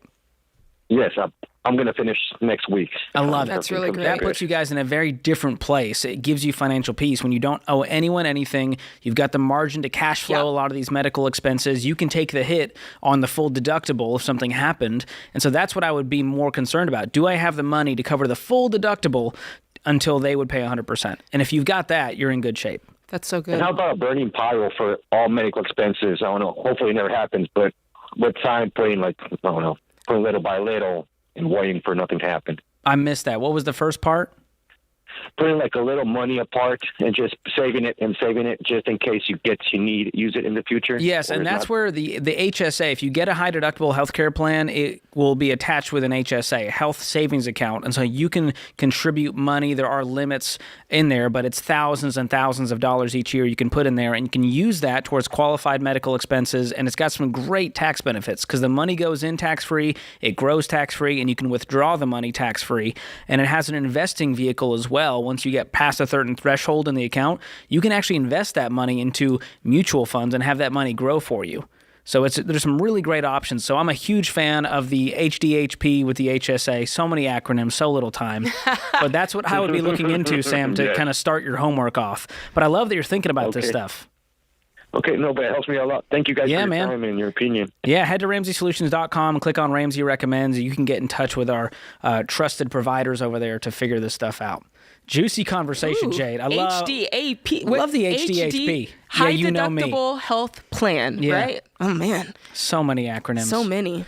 All right, let's move on to something non-healthcare related, maybe. We'll see. Dave is in Tulsa, Oklahoma. Dave, welcome to the show. Hey, George. Hey, Jade. How are you guys? We're doing great. How can we help? So I'll give you my situation real quick. My wife and I sold our home and moved in with our sister-in-law in the meantime to try to buy more land and build or find a house that has more land. In the meantime, we just found out a few weeks ago that we are having twins. Woo, party! I feel like, very excited. And I feel like the pressure's on a little bit more. Yeah, it is. To get us moved into something. So the situation is we might be buying anywhere from 7 to 13 acres for $115,000 to over $200,000. And I'm thinking, well, maybe we buy less land and build something small because we have a dream home in mind. We know what the price is on that, and it's pretty much at the top of our budget. Or do we just try to buy all the land and then go buy a home that's already built and, wait 4 or 5 years? I don't have any kids. This will be my first two, knocking two out at once. I'm just trying to figure out, do I just need to go ahead and get in a home, or should I kick it with the in-laws for a little bit and build our dream home in 4 years. I mean, I for sure want an exit strategy to be on your own, whether that's renting, buying, building, whatever you do. I want to have a clear plan on what this looks like so that there's no resentment and weird relational situations. Right. How much money do you guys have saved? Like, are you out of debt, fully funded emergency fund plus the down payment? Absolutely. I've been a Dave Ramsey fan for probably the last 5 years now. My wife's fully on board. We've got $130,000 in cash, no debt. Nice. We're ready to do something. We can't figure out what we should do. You know, Dave, you've got a lot going on. You're living with the sister-in-law. You've got twins on the way. You're thinking about buying land, buy land with a house, buy land and build a house, buy land and build a different house. You know, there's a lot going on. I think as much as you can simplify, I think that's the choice that I'm going towards. And I don't know what that means for you. In my mind, I'm thinking, okay, if we're simplifying, we're just trying to get out of the sister-in-law's house. If we've got money to put a down payment on a existing home that we love and that serves the purpose, I might veer towards that. The land that you're looking at buying, does it hold any sentimental value? Like, is it family related, or is it just a plot that you saw and you thought? It does. It is pretty close to some of it is my wife's old family land. Okay. And then the rest of it would be, her uncles or cousins, whatever. And we are wanting to build there. Mm-hmm. But there's also a home that just popped up not too far down the road within our budget. If you can snatch up some of that land, maybe snatch up some land, and if you have enough to... That would be cool. Split the difference there. Yeah. Yeah, but it sounds like you might need to delay the dream of the land because we got kids coming into the picture. We got to have somewhere to live. We got to get out of the sister-in-law's house. So I might just jump on a house that's available right now, and the land and building can come later. Right now, it's time to be a dad, Dave. Congratulations, man.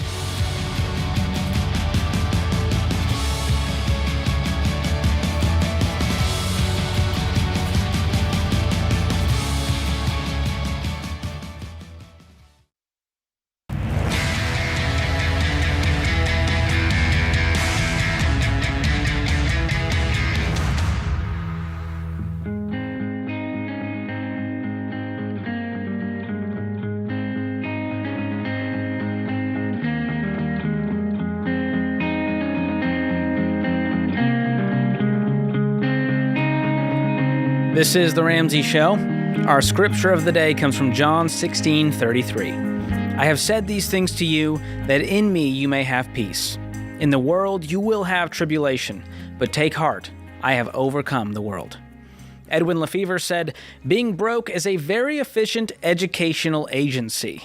That's a nice way. I like that framing of it. I like that. It's a little more positive. It's the school of hard knocks, if you will. Some teaching moments. That's right. Oh, we man. love it. Well, I'm George Camel, joined this hour by our newest personality, Jade Warshaw. You may have heard her on The Ramsey Show a few times hanging out with Dave Ramsey, but today is our first time co-hosting together, and it's been a real joy. It's a momentous occasion, George. We just took a selfie to commemorate. We did. That's how millennial we are. We're still hip. We're still with it. Am I considered a millennial? I don't know. Let's not tell the people. Oh, boy. I might be on the... Well, you haven't aged a day since I've known you. All right. Open phones at 888-255-5225. Alan joins us in Charlotte, North Carolina. Alan, welcome to the show. Hey, thank you very much. How you doing, George? We are doing great. How can we help today? I kind of have a dilemma here. My wife and I have been going back and forth on it for probably the last 3 weeks.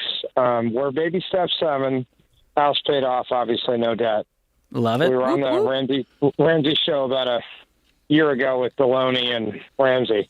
That's awesome. Fun. Doing your debt-free scream? Yeah. It was and awesome. Still debt-free today. Experience.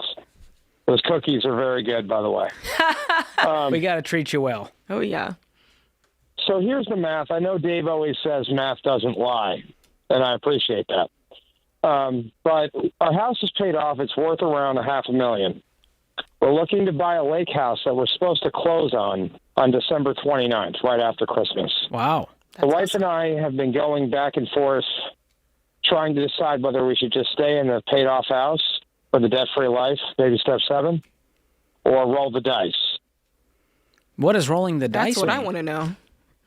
The roll the dice is to take on a mortgage again and go back to baby step 6. And with these interest rates these days with the Fed, we're looking at 6.385, and that's with, no debt. And I know credit scores don't matter, but we have 800 credit and no debt.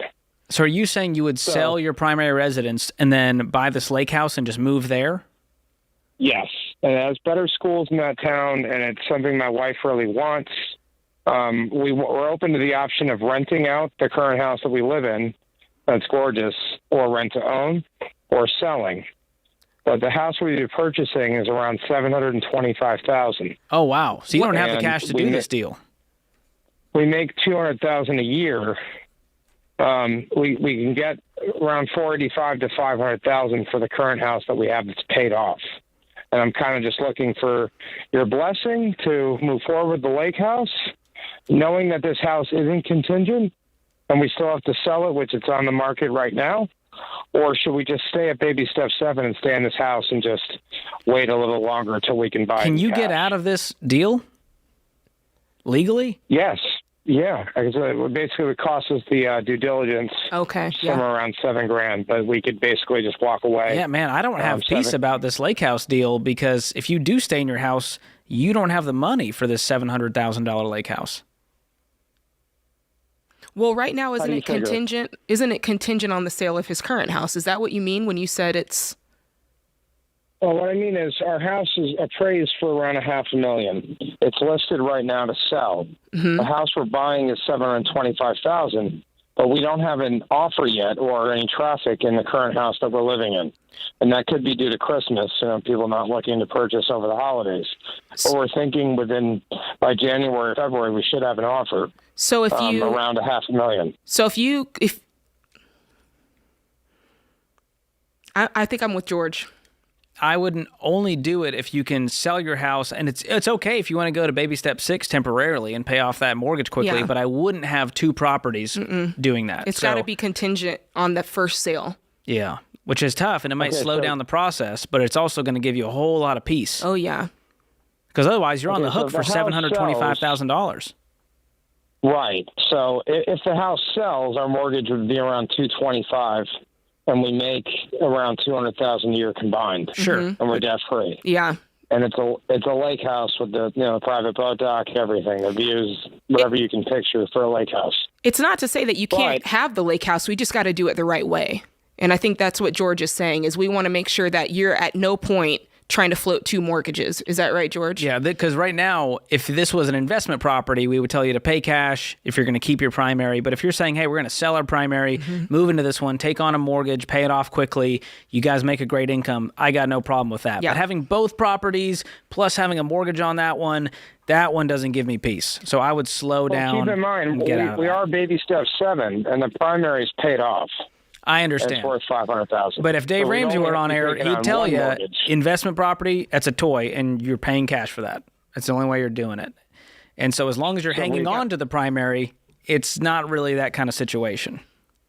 So if we sold the primary and profited $500,000 liquid to put towards the $725,000, that is the only way I do this. A year, are we good to buy this house with a $225,000 mortgage and go back to baby step 6? Yes. And guess what? Within a few years, that thing's paid off. How old are you guys? I'm 43 and my wife's 33. Oh, That's man. incredible. You guys are killing it. You're crushing it. So I think we just need to be patient. It sounds like we got real excited about the lake house idea, and I just don't want you to sidestep some things and step into a stressful situation when you're trying to sell the house. And I might just pause and go, all right, we're going to wait until 2023 and do this the right way, or make it contingent on the sale of our house, and that might slow things down. I agree. I agree. Appreciate the call, Alan. Good conversation. Congratulations on baby step 7. Those are the kinds of problems you get to have by following this plan. But you know what? I think a lot of people get to that point, George, where maybe they have paid off a mortgage and they're ready to move up. And once you're totally debt free, no debt in the world, it's tough mentally, I think, to go back to the idea of having a mortgage. Even in his case, if it was only going to be, I think he said 125 or something like that, he's going to knock it out in 4 years or, less. But I think that's hard to kind of go, oh, am I going to take on a mortgage again, or am I going to just sit pretty where I'm at? So, either way was fine. But Yeah, and I understand it's a controversial, very conservative financial stance to say only buy investment property with cash. Because if you watch TikTok for more than 4 seconds, there's all these get-rich-quick real estate gurus telling you to do the Burr method, and you should buy with nothing down, and then you can refinance that because the house appreciated, and you get the HELOC. And Nope. And you're just playing all these crazy games, and it's very risky. Very. And I just want to sleep better at night. The blessing of the Lord makes rich and adds no sorrow. Ooh, George. Jade just dropping those mic drop verses. That's what they say, you know? And like you said, I think sometimes you just got to take a cold shower, you know? You just got to cool the emotions down, because I think we've all been there. And I'm not saying that this is where he was, but, you know, you get emotional about something and you rush into it. And before you know, you have a little bit of remorse. You don't feel that peace. So... Well, I'll drop another one on you. Wealth gained hastily will dwindle, but whoever gathers little by little will increase it. Bars. So take that get-rich-quick crypto bros. Look at them now, Jade. I mean, I'm not happy about it. I'm not they're gloating. shaking in their shnikes. I'm not gloating in it, but as much crap as we got from the crypto bros coming at us saying, like, you guys don't understand the blockchain's the future. You particularly. Oh, yeah. You were on the front line. Because I did an episode on the fine print about crypto. And it wasn't pretty. It was like, hey, if you want to play with crypto, that's fine. But a lot of these get rich quick, from real estate to crypto, there's so much risk. There's so much greed. People like in your brain, the part of your brain that's like, hey, safety's important, that goes out the window. Absolutely. And people make terrible decisions, and I just want to save people from financial harm. That's the heart of it. It's not that I'm trying to hate on something new because I'm have a boomer brain or something. I'm young and I'm hip. I just also know that the tried and true methods of God's and Grandma's ways of handling money always works in good time and in bad. George, you're preaching. You're preaching. And if that makes me an old curmudgeon, so be it. An old curmudgeon? Yeah. Just the word curmudgeon makes me a curmudgeon. Gosh. Unbelievable. Well, hey, Jade, it's been a fun hour. Appreciate you being on the team. Excited to co-host more and more with you. She's fantastic. You can check her out at Jade Warshaw on Instagram. Appreciate all the folks in the booth. Austin, James, Zach, Andrew. They're keeping the show afloat, America. And you are too. Thank you so much for listening. Leave us a review. Share this with a friend. We want to spread this impact, spread the hope to all of America. We'll be back soon on The Ramsey Show.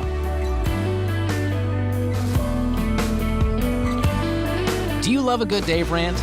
Want to see the latest Ramsey Show videos going viral? Check out your favorite moments from The Ramsey Show on YouTube. Go watch and subscribe to The Ramsey Show channel on YouTube.